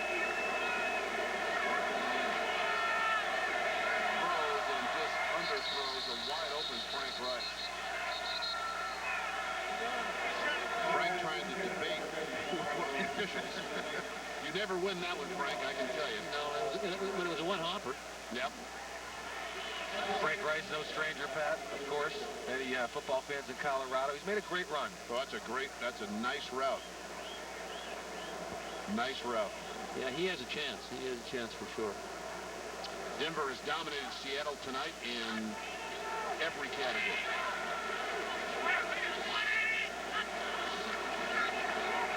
Coleman takes a left arm to the face and works his way down to about the 30-yard line. Cedric Woodard again on the stop. What do you think as you look at the AFC West, other than your club? What do you think in terms of who will be the biggest challenge? Well, our biggest challenge is always Oakland. I mean, that's our biggest game, those 2 games. But it's hard to tell, you know. I mean, San Diego's got some great players. They may come along, and Kansas City may be struggling a bit, but those guys you never know about. I think there's going to be some surprises. Do you think the loss of John Gruden will play a factor in Oakland's success or lack thereof this year? Well, I sure the heck hope so. You know, I thought he was... Speaking, Pat, tell us how you really feel on that one. It's hard for me not to use swear words when I say that. Raiders schedule there. You have that deep ingrained hatred for Oakland like Mike does? Personal foul, roughing the passer, hitting with the helmet. Number 59, defense, 15 yards, first down. Tim Terry gets called for roughing the passer. Let's just say we're great adversaries. I don't want to, you don't have to give away any secrets, but when you're in the owners' meetings, does Al have any allies in there? Oh, you know, Al's been in the league for, what, 40-some years, so he's got people to listen to him for sure.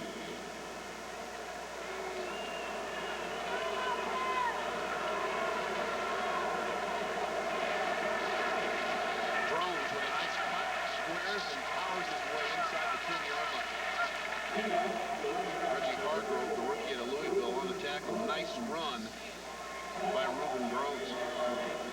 When you think of the Raiders, and they've won the AFC West the last couple of years, to me, the key to their success, and I'm not exactly certain what will happen if they'll change a lot of their schemes, but they'll be as good as that quarterback is. Yeah, I really think that Gruden did a fantastic job. Did not want to play against those guys. He was obviously a very, very good coach, and I'll be interested to see how well he does at Tampa. And Rich Gannon just seems to make enough plays. You know, even when you pressure him, he steps out and runs around and buys time and dumps the ball, and before you know it, you know, he's thrown for 250 yards and no picks.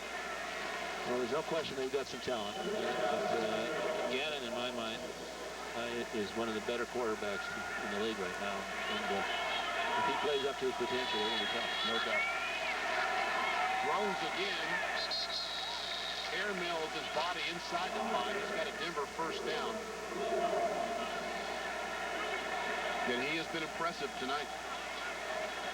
Reminds me a little bit of Mike Anderson in his running style. Right? Bigger guy, but still has that burst of speed, the ability to see it and cut back and fit perfectly into this offense. He really runs hard. He runs at people. And he's lined up behind Tony Carter. First and goal for the Broncos. Groves sidestepped his way inside the 4, maybe inside the 3, to close to the 2.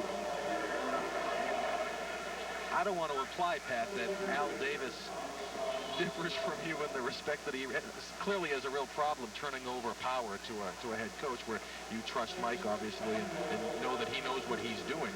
But by bumping up a guy like Bill Callahan, you expect somewhat of a drop there, because is he Al's guy? Is he? They say we want to keep it in the family, but he's not John Gruden. Well, I would agree with this. He's not John Gruden, but Al's whole lifetime has been football. And so he, in my mind, has the knowledge and the background to make those kind of decisions. Yeah. I've never felt that I did. And, you know, if I wanted to make those kind of decisions, I should have started back, you know, when I was in my 20s and learned the game. But, I know the game, but I don't know the game from that side. Yeah. Harold Blackman, a big hit on Reuben Drones, and will bring a 3rd down and goal. Just under 11 and a half to go in the 4th. Denver looking for their 4th touchdown.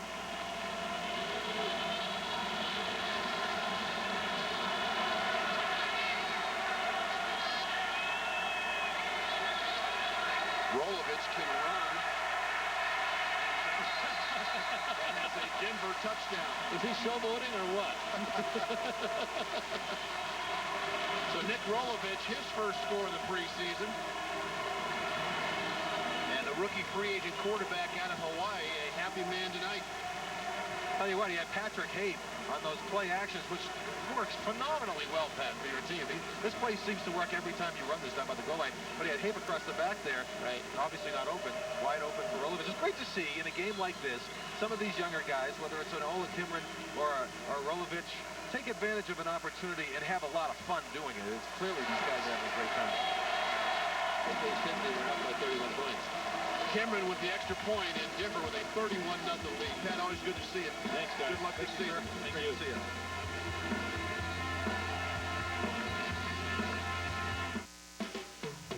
Tick-tock.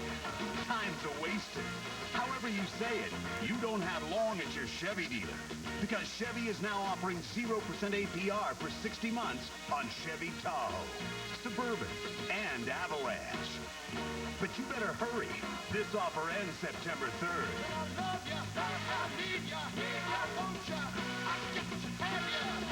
Don't miss out. See your Colorado Chevy dealer today.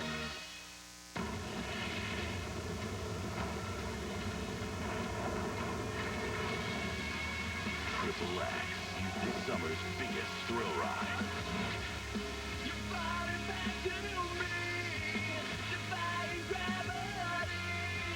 You won't want to miss this one.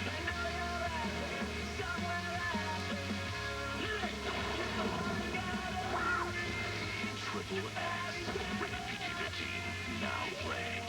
We're health Health One, a family of hospitals and clinics in your neighborhood keeping you healthy and active. Go to 9news.com and click on Health One for top doctors and trusted advice. Health One, leading hospitals, trusted care. Good. I'm going to show them how this job is done. Packed with protein and essential vitamins and minerals, Carnation Instant Breakfast from Nestle is serious morning fuel. This bird's ready to fly! Everybody happy that Mesco Field tonight. Why not? Denver with a 31-0 lead. As you take a look at Reuben Drones in the background, the scoring drive, 11 plays, 59 yards.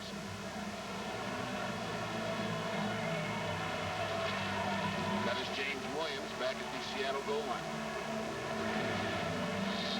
Not the way Seattle wanted to limp into the regular season. They got to open up and open. Certainly not the way they wanted to play offensively at all. Williams is upended as he gets to the 30-yard line.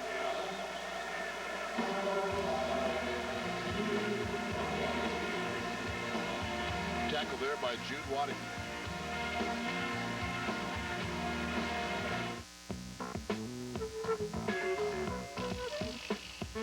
Worthwhile.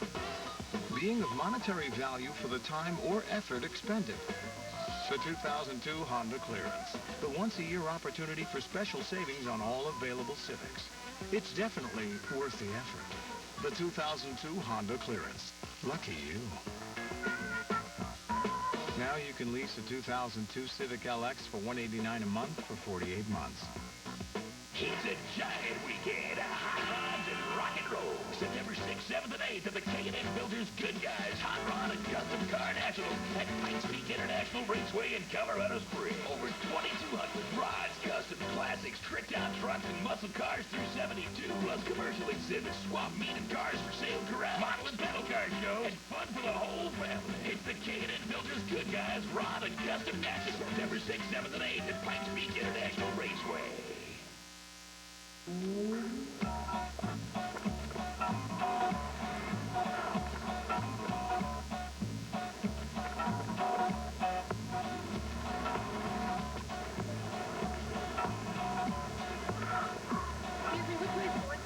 Two blocks that way.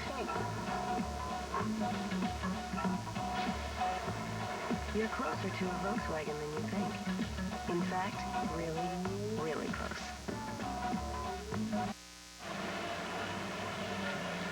Final preseason game of the year, Denver comfortably ahead. And you see, under that man, the Broncos offense in 107 games has scored 30 or more points 31 times. I like the offense in the preseason, but I really like the defense, David. I think going into the season, they should be really pleased with the way these guys are playing.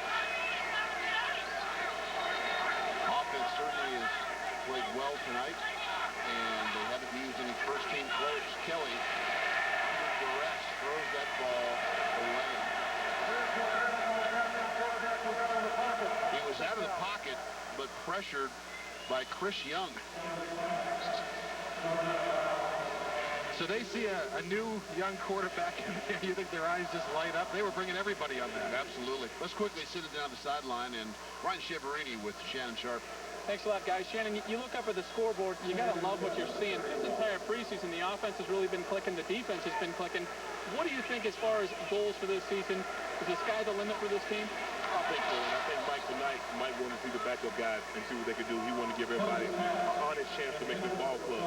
I think he's pretty set on his 22 starters on offense and defense, and so now we're trying to find some quality backups because at some point in time during the season, you're going to have an injury. And so I think we found some guys that can step in and make some plays for us. When guys talk about leaders on this team, the first guy they usually mention is Shannon Sharp. Brian Greasy, some have said that he is taking that role on a little bit more. Have you seen that? What have you seen?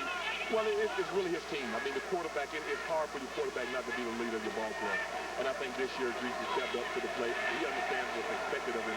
He's going to do a great job for us. He's playing as well as I thought he would this year. And he made the play for us. Took the night off, so we'll be ready next week. Shannon, if you're Mike Shanahan, how many tight ends do you keep on this team? I don't know, because I think the thing is when you start doing that, you don't want to subtract it anywhere. I mean, obviously all the guys can play. I mean, you look at Jeff, obviously he's the guy that's looking, but you know what you get with Carswell, you know what you get with Patrick Hayes, you know what you get with me and Devin. It's going to be hard pressed for us to keep 5 tight ends. But if it's to be done, you know, Mike will find a way, but it's hard to keep 5 tight ends because you shortchange 2 other positions. And finally, Ashley Lee, you've seen great things from him. What kind of player can we expect from him, do you think? Well, hopefully he's going to be the guy that everybody thinks he will be. The last couple of 15 games, he's shown that he's getting a lot more confidence in his hamstrings. Early on, his hamstrings were giving him problems, and you can tell he wasn't comfortable. Now he's helping. He's going up there and he's showing why he was a first-round pick. Now, Shannon, I know we're excited to have you on Shannon Sharpe one-on-one this year. What can we expect from that? Tell fans why to tune in to watch Shannon Sharpe. It's going to be fun. It's going to be entertaining, and it's going to be the truth.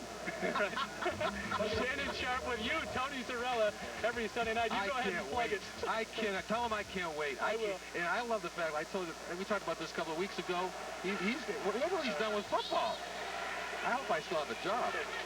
You have a job? Yeah. When he's done with football, I mean, I know he's going right from football to the broadcast booth somewhere, maybe joining his brother. I'd put him on Monday Night Football, personally. One thing Shannon will do, he says the truth. He will say it like it is, and I love that. I kind of like that for the slogan of the show. It'll be fun. It'll be, what was the second one? And the last one will be, it'll be the truth. Yeah, it always is with him. I cannot wait for that show to kick off 1 week from Sunday. You better have your questions ready. I only need one. It's only a 10-minute show. Kelly changes the play, throws the slant, passes to caught, spinning away from Lenny Walls. That ball was completed to Corey Nelson. Nelson, in his first year out of Boise State, so a college teammate of Jeb Putzier, the 6th-round draft choice of the Broncos. Think they were pretty good last year? Well, they beat Fresno State. That was the big game. They have 2 receivers, one a draft pick in the NFL, and another one a pretty good free agent. So Seattle, its deepest penetration.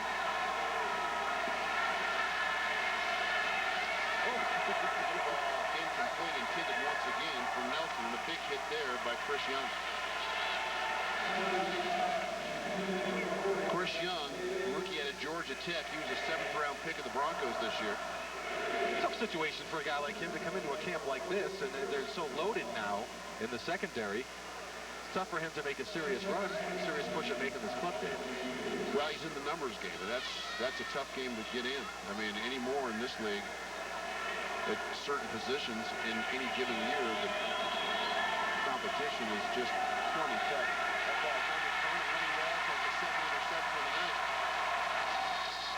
Walls is not scored out of bounds, but get 2 picks to the rookie out of Boston College.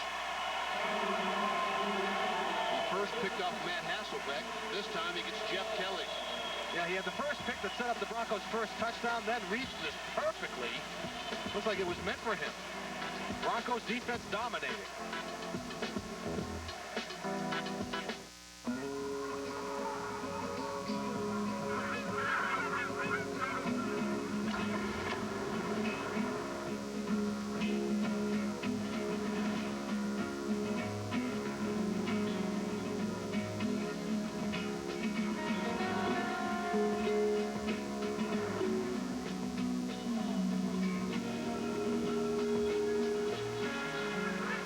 Somewhere in the accurate CL Type S.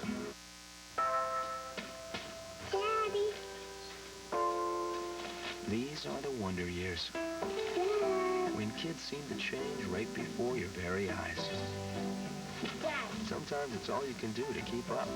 Good thing Wonder Bread gives them vitamins and minerals, plus 200% more calcium than regular white bread.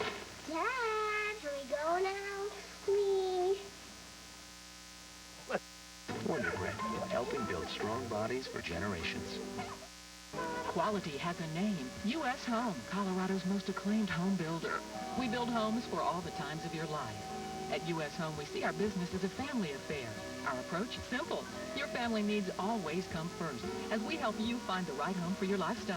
Since 1957, we've been helping Colorado families fulfill their dreams. But we still build our homes and our business the same way we always have, one family at a time. U.S. Home. Visit us at ushomecolorado.com. Yeah, there's still some fans here. More than we saw down in Arizona last week.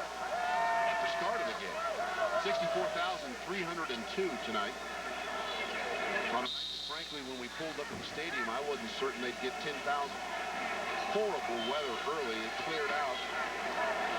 And Bronco fans amongst the best in the league. You know, if you weren't so quick still, you would have got wet. Get into this building. Oh, I still have them feet.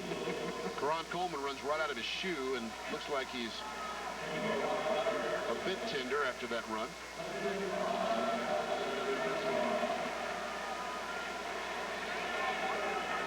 Limping a bit on that right foot. Speaking of the numbers game, he's in one at running back. Gets the ball again and is going to have a Denver first down. Out to the 31-yard line. He's hit there by D.D. Lewis. Well, obviously, Dave, I mean, they're stocked at running backs, and you got a couple of guys you can shift around. Maybe Mike Anderson gets some reps at tailback, depending on what happens this season. But Olandis, Clinton, Anderson's there. Tony Carter is in a battle, because you look at a guy like Patrick Hape, he can not only play tight end and fullback, but he can long snap, which is invaluable in this league. Probably 5 running backs to be kept. And Reuben Drones is trying to be one of them. Out to the 36, almost a 37-yard line. Woodard on the tackle. Drones again got the start tonight at fullback.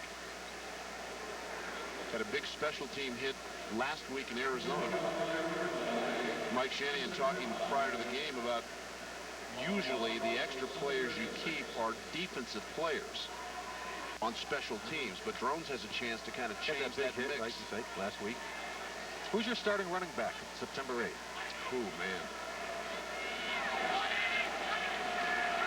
I really am not certain. Karan Coleman for a couple. Any chance Mike Anderson's your starting tailback? I think there's a chance. You know, we never are fully aware of how a player is in terms of his physical health. Olandis Gary, I think, is an excellent player, but I'm not sure he's 100%. Absolutely, and I don't want to take anything away from Olandis. It seems like every time we're listing guys, we never say him first, and Olandis had a great year a couple of years ago before injury started sidelining him. So I think it may be tailback by committee, running back by committee, at least early in the season, but that would be a guess. Coleman fumbles the ball. Rolovich quickly there for the Seahawks. Let me ask you this. If you're Mike Shanahan, did you see enough of Clinton Portis in the first half to be more comfortable with him now if he had been leading going into last week before the fumble? Well, I mean, he's a rookie, and he's going to make mistakes, but clearly he brings something to the table that no other running back has, and that's the speed and the ability to break a big play every time he touches the football. You take a look at what the Broncos have done, and Tony was mentioning the great year a couple of years back by Gary. That was in 99. Had 1,159 yards rushing. So I think you have to get Portis some carries. This is Ingram on the punt return out to the 35-yard line. You want to give Anderson enough carries that he's locked into playing some fullback for you, and you can't forget Olandis Gary. So I'm guessing it's going to be by committee at least for a while. You look at those numbers, Mike Shanahan certainly has his options.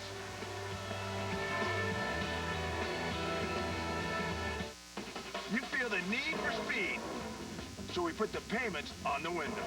It's John Elway's Grand Prix clearance. All 17 John Elway dealers are in a race to clear out Colorado's largest selection of O2s. Buy with 0 down or 0% financing, and you'll see our low, no-haggle price on every car. Don't let this sale pass you by. John Elway's Grand Prix clearance is going on now. Lower prices, higher standards. Right this way, John Elway. All healthcare companies say they care, but I need more than talk. Pacific Air believes caring is good. Doing something is better. From now on, There's gonna be a better way, a brand new day. Of course, in healthcare, you have to care, but people expect deeds, not just words. That's what we deliver.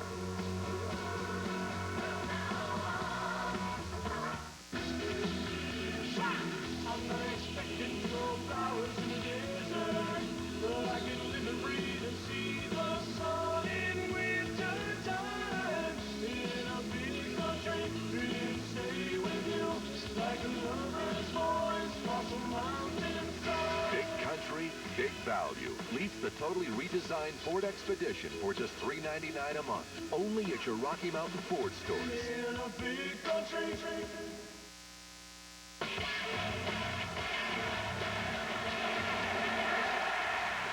Lots of big plays by the Bronco defense tonight, and a couple by an undrafted rookie out of Boston College named Lenny Walls.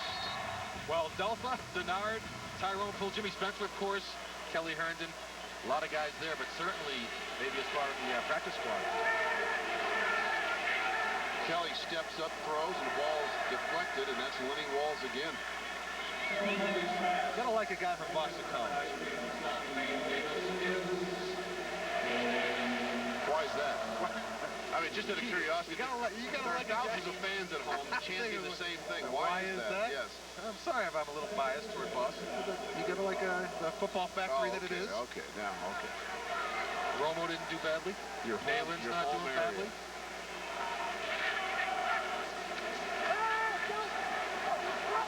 Pass is going to be caught. Nice catch there, and that will be a Seattle first down. Pass caught by Russell Stewart, backup tight end out of Stanford.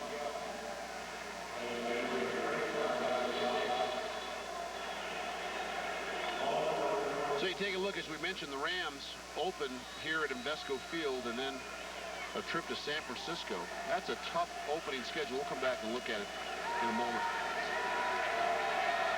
Kelly, the deep ball, and it's going to be incomplete. Well, yeah, you open with the Rams. First two out of the gate with the NFC West, and then you got to go to San Francisco where the Niners, well, they're lethal on offense. They can get it done. Buffalo could serve. Baltimore, tough to gauge that one right now. It's Monday night game. That'll be tough back there just because of the circumstances. It'll be interesting to see what the Ravens can do this year. San Diego, back-to-back home games here. Dolphins come in mid-October, then they get two straight on the road. But you look at these. Here you go, November 11th, taking on the Raiders. Hosting them here on the Monday Nighter. And then, of course, the second to last week of the season, they go to Oakland.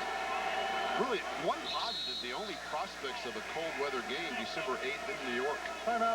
Yeah, we will enjoy Arizona this time. The last week of the season, it will not be 182 degrees like it was last week. And also the bye week being mid-year is, I think, certainly more beneficial than it was a year ago.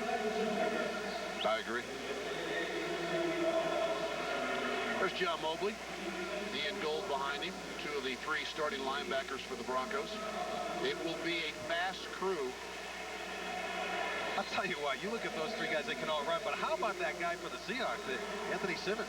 They say a 4.28 for a guy that weighs 250 pounds, a 4.28 40. I'd hand him the ball. Did you ever, yeah, no doubt, did you ever run a 4.28? No, not downhill with the wind behind me. That's the fastest linebacker ever in the NFL.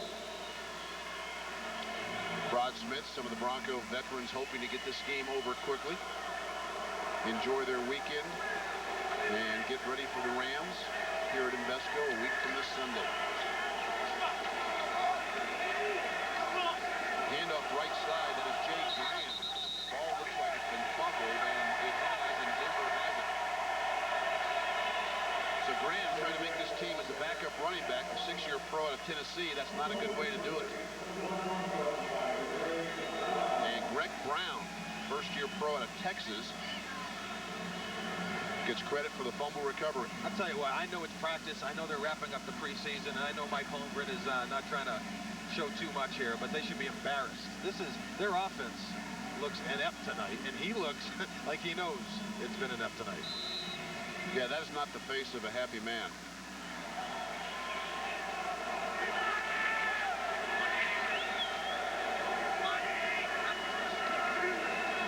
Continues. Here's Coleman with some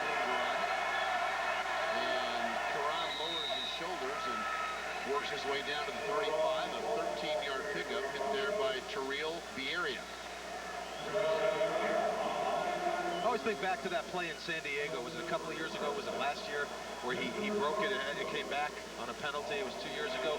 But it was a 70-yarder. I mean, Karan Coleman just has that burst of speed where every few plays he's just on the brink of breaking one. And if it doesn't work out for him here, you'd like to think there'd be a team around the league that grabs him. We'll watch his play and we'll send it quickly downstairs. Coleman again for about 3.5. Standing by with Bronco linebacker John Mobley. Thanks a lot, John. Fans can get really used to these shutouts. Just one touchdown in the preseason by the defense.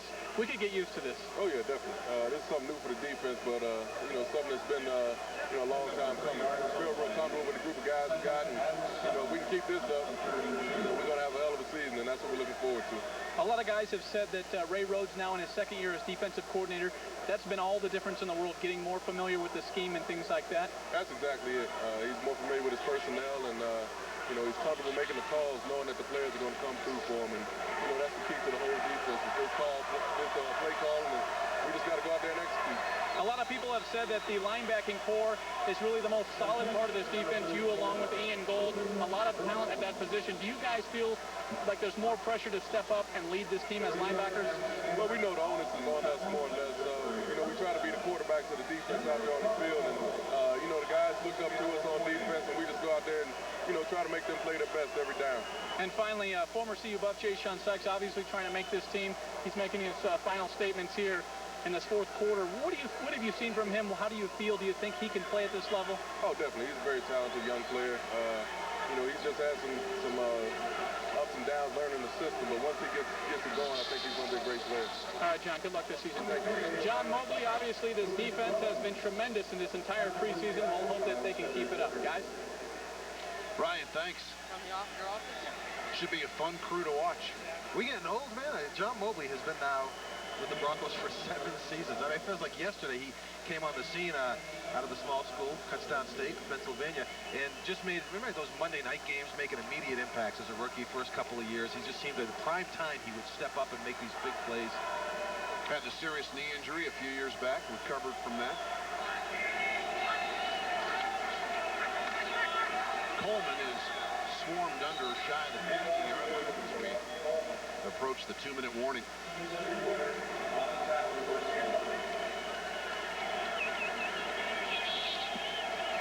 Reminder, we'll be going down to the Broncos locker room to talk to a couple of the guys immediately after the game on 9 days of 10. So we invite you to stick around for that. 2 minutes left in the final preseason game. And the Broncos with a 31-0 lead. How many reasons do you need to get into a legendary Jeep vehicle? How about 0? Now, during the Jeep Labor Day sales event, get 0% financing for up to 60 months on most Jeep vehicles, including Jeep Liberty. And to make this offer even better, it's backed by our exclusive 770 Powertrain Limited Warranty. So get to your Jeep dealer this Labor Day weekend. With 0% financing for up to 60 months and a great warranty, there's no reason not to. Hurry, this offer ends soon. Tonight on 9 News, tornadoes and thunderstorms move through the metro area, but the pattern is about to break. I'll have the forecast at 10. Also, team coverage of what the storms left behind. The building collapsed. One of the trailers disintegrated. Homes under construction destroyed. Backyards torn up. Now people are taking stock of the damage. And doctors call his survival a miracle. They said I had a nail lodged in my brain. Those stories tonight after the game.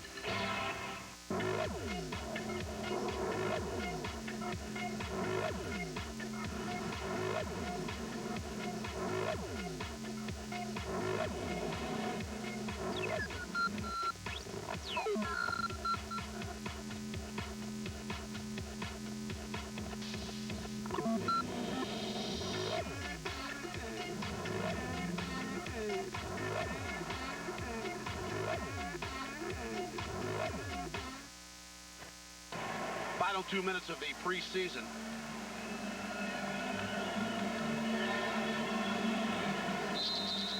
And final 2 minutes for a few of those guys down there. Press box email time. Okay, guys. As Karan Coleman works his way for a first down inside the Seahawk 10-yard line.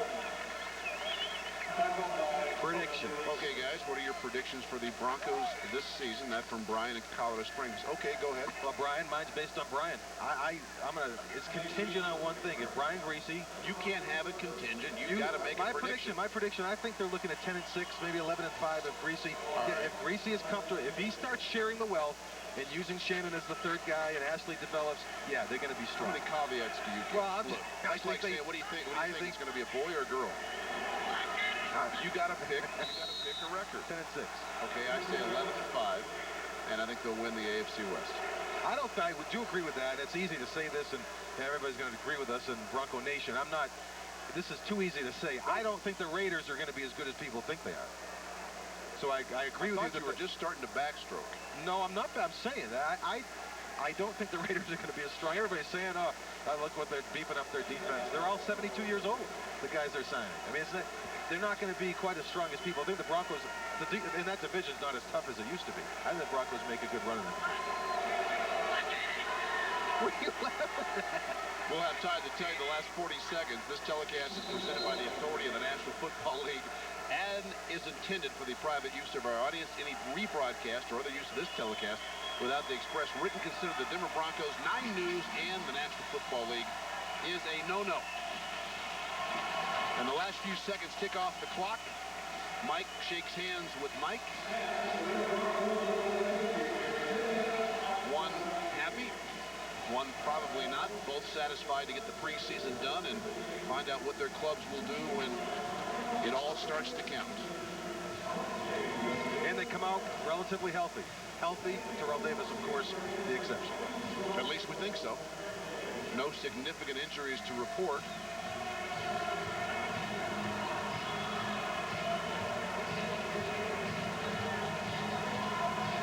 We await Mike Shanahan to...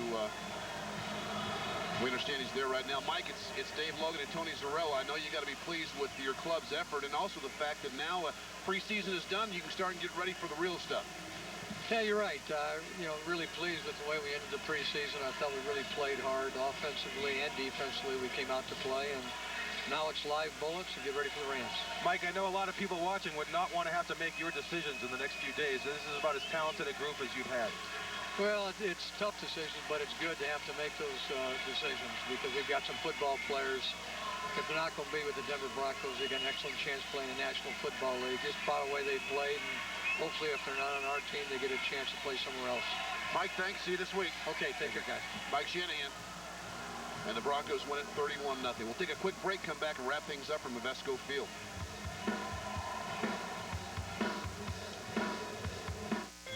We could go on and on about how the GMC Envoy outdoes the competition. But wouldn't you rather get the expert's opinion?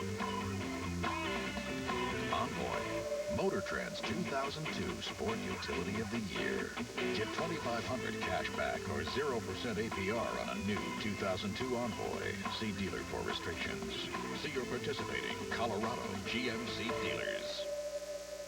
I think I'll try this create-your-own pasta with bow tie pasta, broccoli, and Alfredo sauce.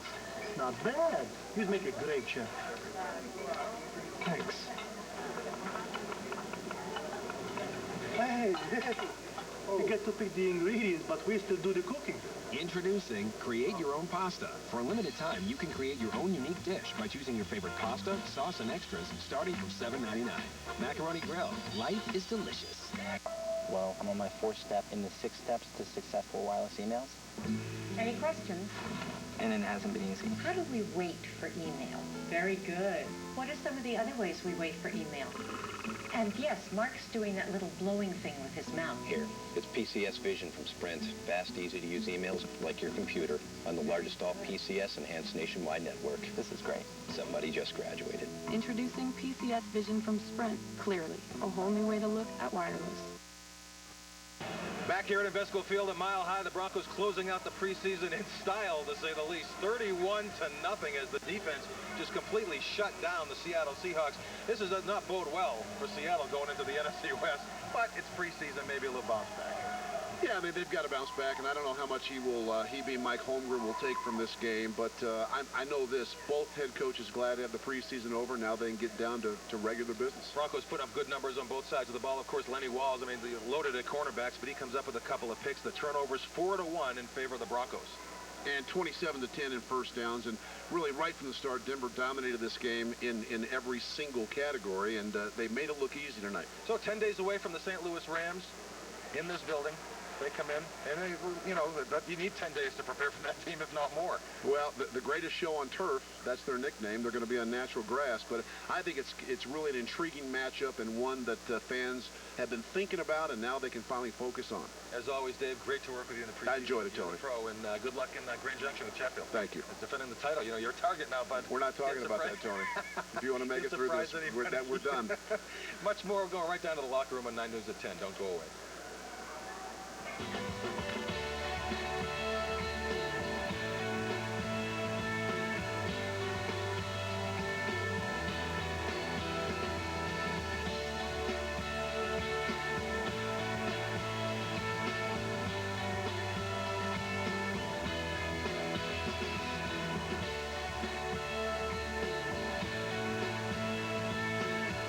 Toyota's nationwide clearance has a little bit of everything. A little bit of Camry in my life, a little bit of 4Runner on my side. A little bit of clearance gets you a lot of value and selection. Now get incredible 0% financing on many Toyotas, including the legendary Camry, adventurous 4Runner, rugged Tundra, or sporty RAV4. Or save with big customer cash on favorite Toyotas, like up to $2,000 on 4Runner. So hurry. Get to Toyota's nationwide clearance, going on now.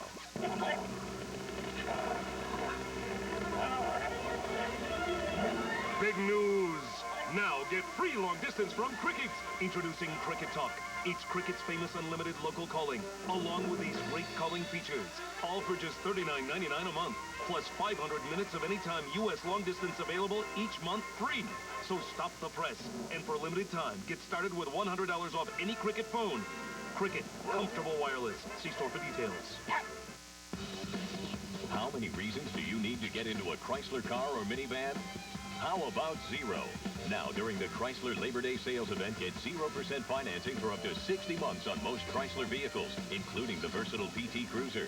And to make this offer even better, it's backed by our 770 powertrain limited warranty. So get to your Chrysler dealer this Labor Day weekend. With 0% financing for up to 60 months and a great warranty, there's no reason not to. Hurry, this offer ends soon. Survivors are our inspiration to help find a cure.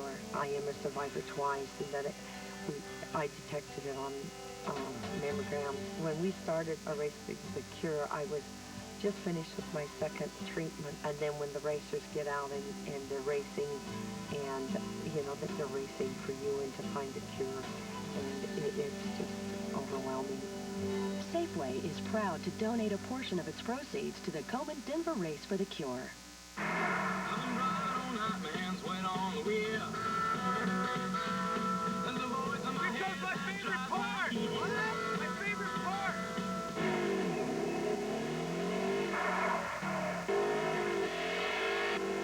What's more fun than a turbo? A turbo with all-wheel drive.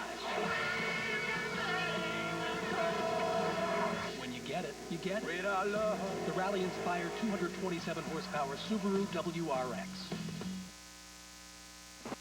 Colorado's news leader.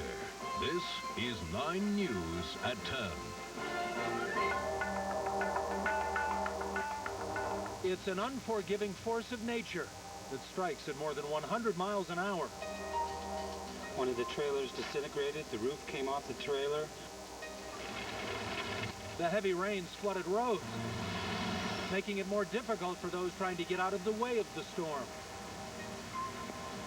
Good evening, I'm Jim Benneman. I'm Adele Arakawa. The damage in Aurora was caused by a moderately strong tornado. Larry and Sherry Blomberg of Aurora sent us a digital picture of the tornado on the ground, which sent up a debris field. There were reports of at least 2 tornadoes touching down this afternoon. One hit a townhome complex under construction in southeast Aurora. That's in the Saddle Rock subdivision near E470 and Gartrell Road.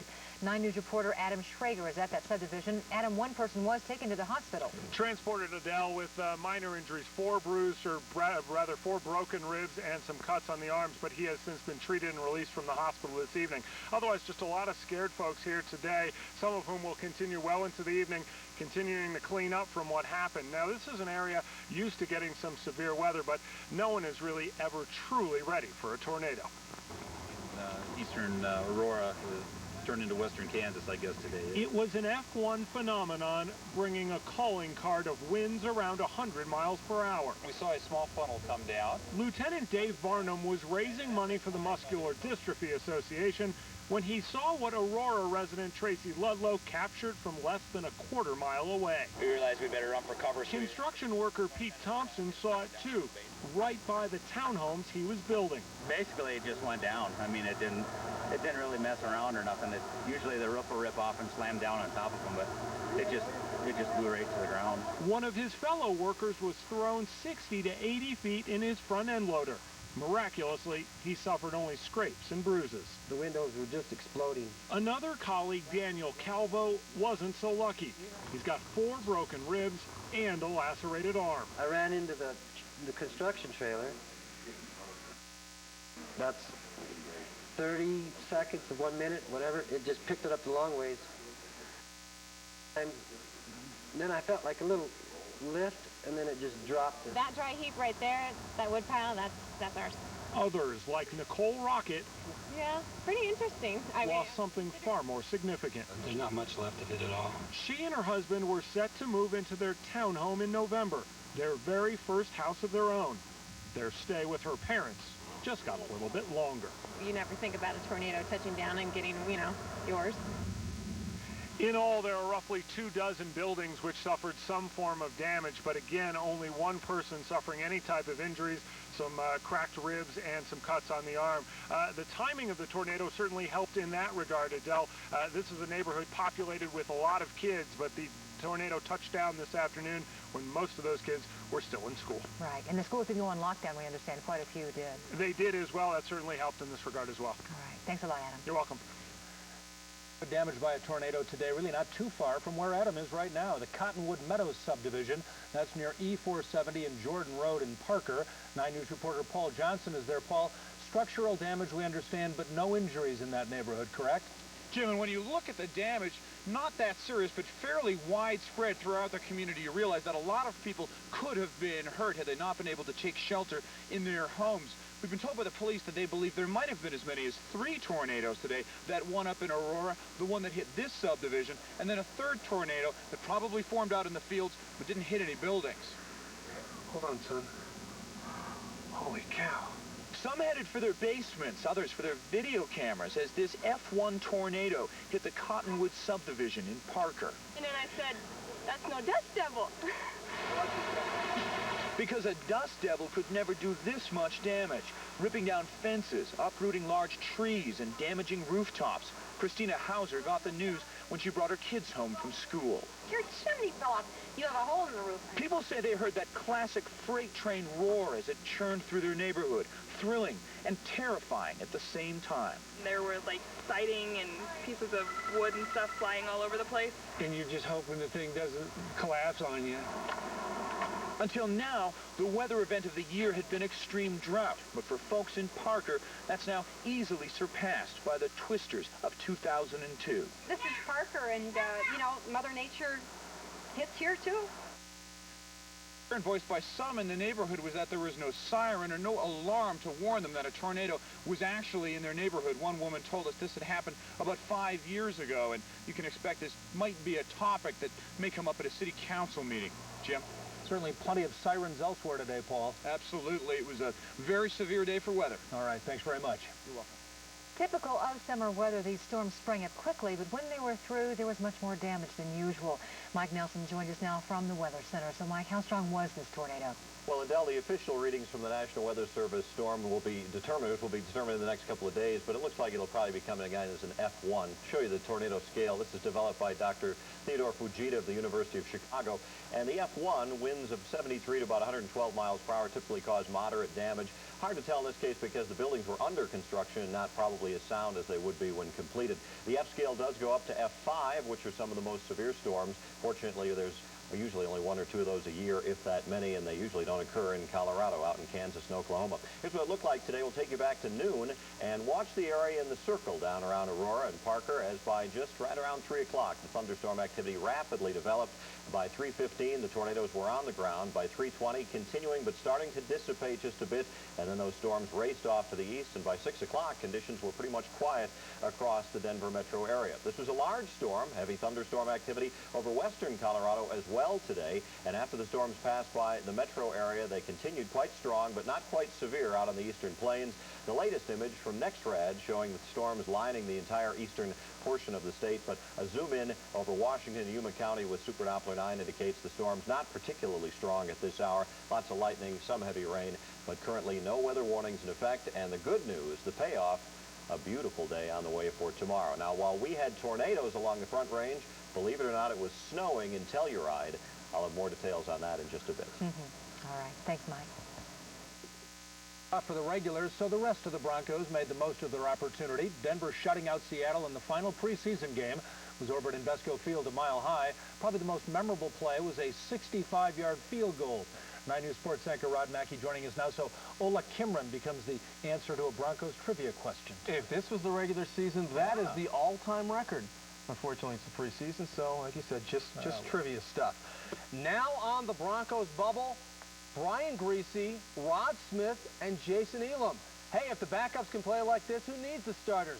Denver reserves just dominating Seattle starters, but before the highlights, the live interviews. Let's send it back to the stadium now. Tony Zarella joining us. Tony. Thanks, Rod. I'm going right down to the locker room. Jarius Jackson joining me. And Jarius, first of all, thanks for taking time out. It's great to talk to you. I appreciate your patience. I know you've been waiting for a couple of minutes. And you had talked during the week that you felt, I don't know if it was pressure, but you certainly wanted some reps. You go out, play the first half tonight, you had to be happy with your performance. Oh, yeah, I'm definitely excited with my performance. I mean, the second quarter, things didn't go as planned, or, we didn't get to score as many points. But, the first half, everybody came out fired up, and, we executed perfectly. But, you're going to make mistakes in this league. You also, you're a quarterback that you need to be throwing the ball to really get into a rhythm. And I got to tell you there, in the first quarter, you were throwing strikes out there. Oh, I appreciate it. I mean, it's all about just getting reps. I mean, I know I'm the type of quarterback that, I get better with the reps, and I'm sure a lot of quarterbacks are the same way. And, I think it definitely showed somewhat tonight. Yeah, it's a numbers game, as you know, Jarius. I mean, great shape, I'm sure, as a number 3 quarterback. But, I mean, you'd like to be out there all the time, and you get Brian and, of course, Berline. And I know it's not easy for you.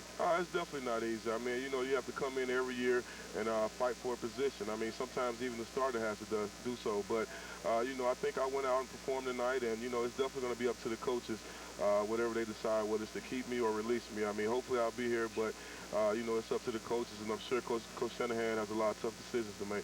And you got 2 Notre Dame guys in the same backfield there. You get Steve Berline, man. A lot of fighting Irish back there. Real quick, how the Irish going to do before we go? I hope they win. I mean, I got a little small bet going on. I don't know if I should be saying this on TV. No, we won't tell anybody. I got a little small bet going on with a Maryland guy, so hopefully he'll be wiring me my money come Saturday night. Hey, you look good tonight. Thanks, Jarius. It's great to talk to you. Thanks for having me. All right, Rod, we'll go back to you, and I know you'll have much more, of course.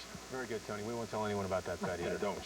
All right, let's look at some of those highlights now. This was just bottom line, a fun game for the Broncos. They got on the board first, early and often. First series, Matt Hasselbeck to Lenny Walls. Wrong team. Walls, by the way, with 2 interceptions, and that would lead to this.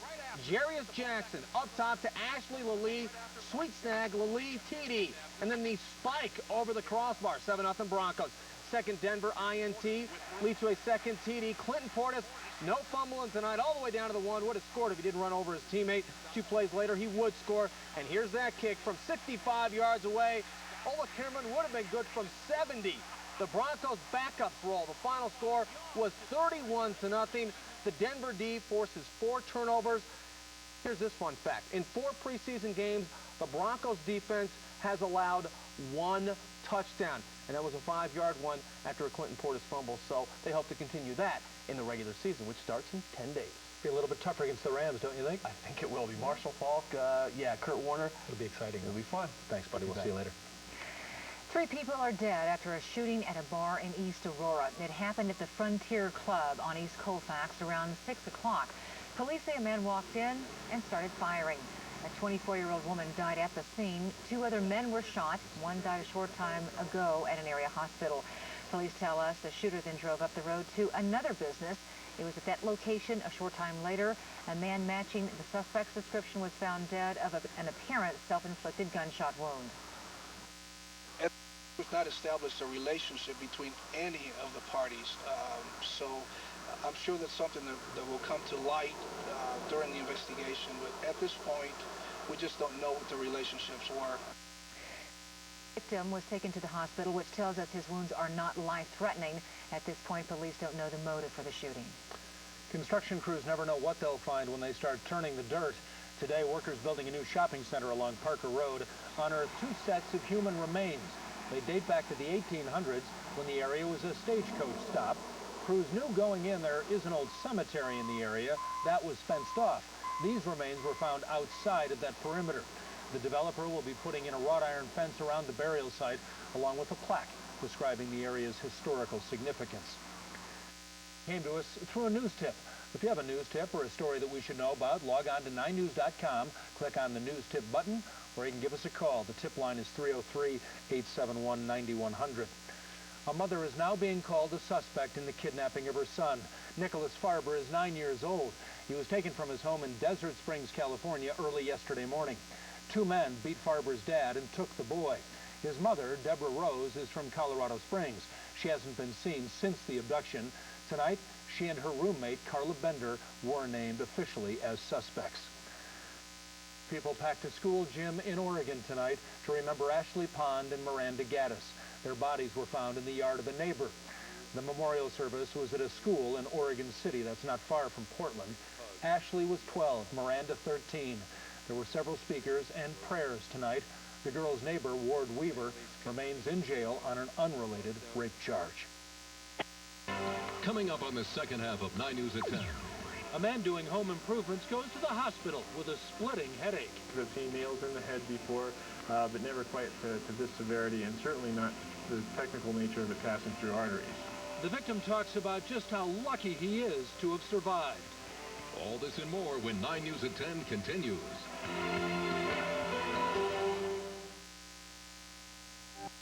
If you have a news tip, tell us about it. Go to 9news.com and press the 9 News tip button, or call us at 303-871-9100. Later tonight on Jay, Friends Jennifer Aniston talks about playing naked. Pretty quick, though. It was all quick. That's the first time, yeah, it usually happens. Plus comedian Justin McKinney, Monica, and Celebrity Jeopardy. Dolly the sheep. How do you move a really big sheep? Then on Conan Scrubs, Zach Braff and Kirsten Dunst tonight. Radical, riveting, muscular. Of all the thrilling lines on the Nissan Frontier, this may be the most interesting. The bottom line. At the Nissan National Sales Event, get 0.9 APR financing and $1,000 cash back on the Frontier Crew Cab Long Bed, the longest bed of any four-door compact truck. But hurry, September 3rd is the end of the line. Nissan.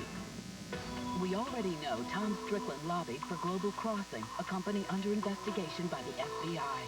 But it gets worse. Tom Strickland's law firm defended Louisiana Pacific, a company that defrauded customers and polluted Colorado's air. The criminal penalty? $37 million, the largest in Colorado history. And now Tom Strickland lectures us about corporate responsibility? Who's he kidding? Tell millionaire lawyer lobbyist Tom Strickland, it's time to practice what you preach.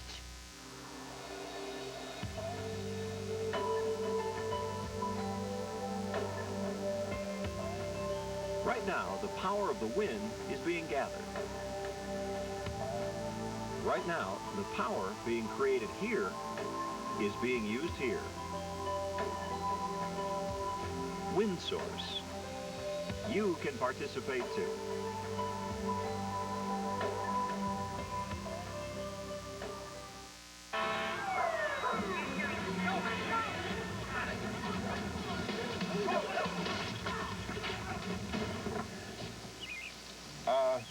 We saw the smoke. Oh, well, how about a brat? In Johnsonville, Where there's smoke, there's brats. Gone. Russ. And around here, I like that one right there. that's an open invitation. Boy, the kids are getting big. Johnsonville brats, always welcome. Americans bust their humps 52 weeks a year, 7 days a week. Time to trash that schedule. And get out there with 0% financing for 60 months on the new 2002 Dodge that grabs you. Plus, get our 7-year or 70,000-mile powertrain limited warranty. Ford, Chevy, Toyota, and Honda don't match it. Grab life by the horns and grab something that works for you. 0% financing and 770 protection.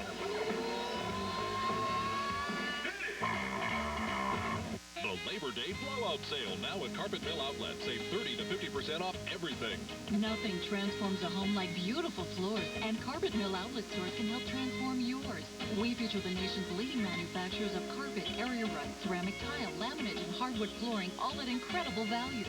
And only at Carpet Mill Outlet stores, you get a lifetime installation warranty and no payments and no interest for 1 full year. Hurry, only 4 days left for 30 to 50% off everything at Carpet Mill Outlet.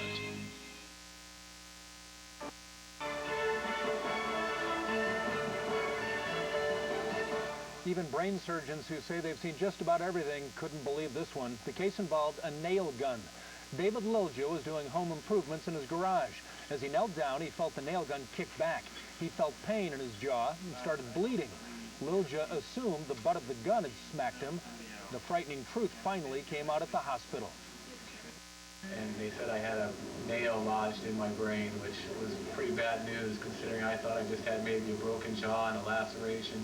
I've seen nails in the head before, but never quite to this severity, and certainly not the technical nature of it passing through arteries. That's very unusual. Here it is. Reached in through his mouth, made a little incision, and pulled the rest of the nail out through the mouth. They are most amazed by the fact the nail actually worked as a clamp. It pinched off the artery after it penetrated it. If it hadn't, Lilja could have been severely disabled or even died. There still might be complications, but he doesn't appear to have suffered any permanent damage. Makes you want to shudder. That's one of those stories going, ooh. Well, close to home for the old weatherman. It was. Yeah, my wife Cynthia was down at Cottonwood Plaza off Parker Road, saw the one tornado, got in her car, drove home, and we don't live too far from there. Saw the other tornado from the house. So. And which point did she call you, Mike? In the car on the way, which was very nice of her. Good to have a weather spotter that close to home. No kidding. But both of those on either side of where I live down near Parker and Arapahoe Road, and my wife has one up on me. I've only seen one tornado in my life. That too. She has the bragging rights now, I'll tell you that. Let me show you a time lapse across the city today. As the clouds began to move in, you can really see a lot of turbulence in the sky. We did not have the heaviest of weather downtown, but we did pick up a half an inch of rain in a half an hour here at 10 Line. Caused some street flooding concerns and really slowed down the afternoon commute. Now, courtesy of our digital network, we have received a plethora of pictures. Susan Guggenheim sends in this shot. This was the first tornado as it began to form. This is about what my wife saw at the same time. And here is the progress of the storm. This beautiful shot near E470, you can see more of the dust kicking up. And then the last shot, along about 3:30, and Randy Council sends in this shot from Quincy and Buckley, just in its very fine little rope stage as it began to dissipate. Now, at the same time that was going on, believe it or not, other side of the state, a whole nother season. Pete Sauer sends in this shot from Telluride where it was snowing heavily up on the mountain. And here is another beautiful shot. This one, a picture postcard from Russ Montgomery. Look at that with the snow and the barn. Oh, that's a beautiful shot. That was about 3:30 this afternoon. In Vail, we saw the clouds coming in. They didn't bring tornadoes, but they did bring some valuable moisture to the mountains for today, and that was great news. We'll take all of that we can get. We did have a lot of lightning, unfortunately, along with the storm, and I want to bring a key point together. We're still very dry across the state. Nature has brought us a little bit of moisture, not too much. We don't need any more help as far as starting any more fires across the state. Our fire danger will remain very high right on through the Labor Day holiday. Precipitation almost out of Colorado now. Behind it, coming a whole lot cooler air and quieter conditions, down to 46 right now at Gunnison. And I foresee a much nicer day for tomorrow because this entire weather disturbance is moving away, and behind it comes much drier, more stable air to take us into the start of the long Labor Day weekend. Out here in the 9 backyard, nice and quiet right now. We did manage to catch a nice sunset Off to the west after the storm clouds passing by. Raindrops on the camera lens, then the sun shining down, making for a pleasant evening in the Denver area in the aftermath of those severe storms. High today was up to 83, 54 the low. That's the exact normals for this time of year. The record's 96 and 44. Right now in Denver, the current temperature 59, 56 in the dew point. The pressure falling slightly, wind southwest at 5. Here in the backyard, skies partly cloudy. We're 62, 61 at Boulder, 63 at Aurora, Littleton at 59. Forecast for tomorrow, the storm system off to the east of us, and they'll have thunderstorms, some severe across the Central Plains. We will have a nice quiet day coming up with sunshine, aside from maybe just one or two light little thunderstorms popping up in the mountains late in the afternoon. That would be about it. Overnight tonight, going to be a cool one with readings dropping into the 40s, maybe even some upper 30s in the mountains. We'll do about 56 in Denver, 60 down at Lamar. And then tomorrow, warmer, lots of sunshine. It should be a very pretty day with a high of 88, 90 down at Lamar, mid-70s in the mountains, and there may be just enough moisture left around up there to form a couple of thunderstorms tomorrow, but nothing like the severe weather we had today. Forecast details go like this. For Denver in the Front Range tonight, nice quiet night coming up. Partly cloudy skies and a low temperature dropping off to 56. Then for tomorrow, a lovely day, sunny and warm with a high of 88. I think we'll stay mainly dry through the holiday weekend. 90 for Saturday, a little bit cooler Sunday and Monday. Might be a few showers up in the mountains, but dry at lower elevations. Tuesday, our next chance of some thunderstorms and a high temperature at 83. Your watering schedule is a square day tomorrow, but if you had a good soaker today, maybe shut down that sprinkler system for tomorrow and give those reservoirs a bit of a break. They could use it. Thanks, Mike. The man arrested in Denver and charged with helping the al-Qaeda requested immunity to testify. He did not get it. Tomorrow's Denver Post has more from James Ujama's attorney. He doesn't think prosecutors even sent the immunity request to their bosses at the Justice Department. Also in the Friday Post, pediatric surgeons are alerting families of people who received certain heart valves. The valves come from human tissue processed at a plant linked to bacteria infection. I'm Rod Mackey, and coming up next in sports, total domination by the Bronco backups. Plus, have the Rockies played their last game of the season? And if so, is that a bad thing? Just isn't Sunday without the Post. Now get an entire year of the Sunday Denver Post, home delivered for only 50 cents a week. What makes your Sunday? The deals, TV week, local news, the ads, the ski report, home prices, where to shop, USA Weekend and Parade, 10 pages of comics, the Broncos, Crawford, for 50 cents. Call 303-832-3232 and get the Sunday Denver Post for only 50 cents a week. The Sunday Denver Post. We are Colorado. As Elvis might put it, you can't help falling in love with Lilo and Stitch. This Labor Day, discover one of the funniest, most heartwarming films of the summer. Disney's Lilo and Stitch, rated PG, now playing. Wow.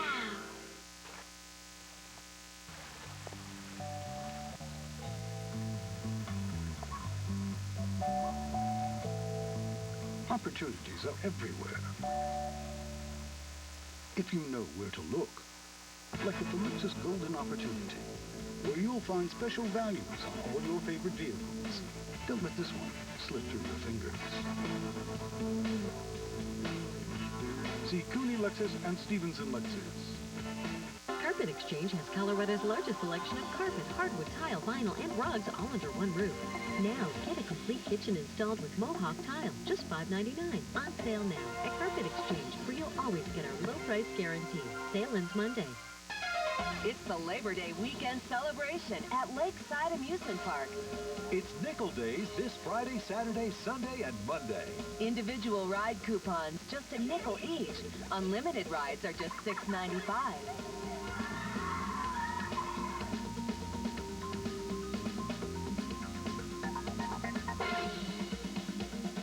Lakeside, it's where you want to be.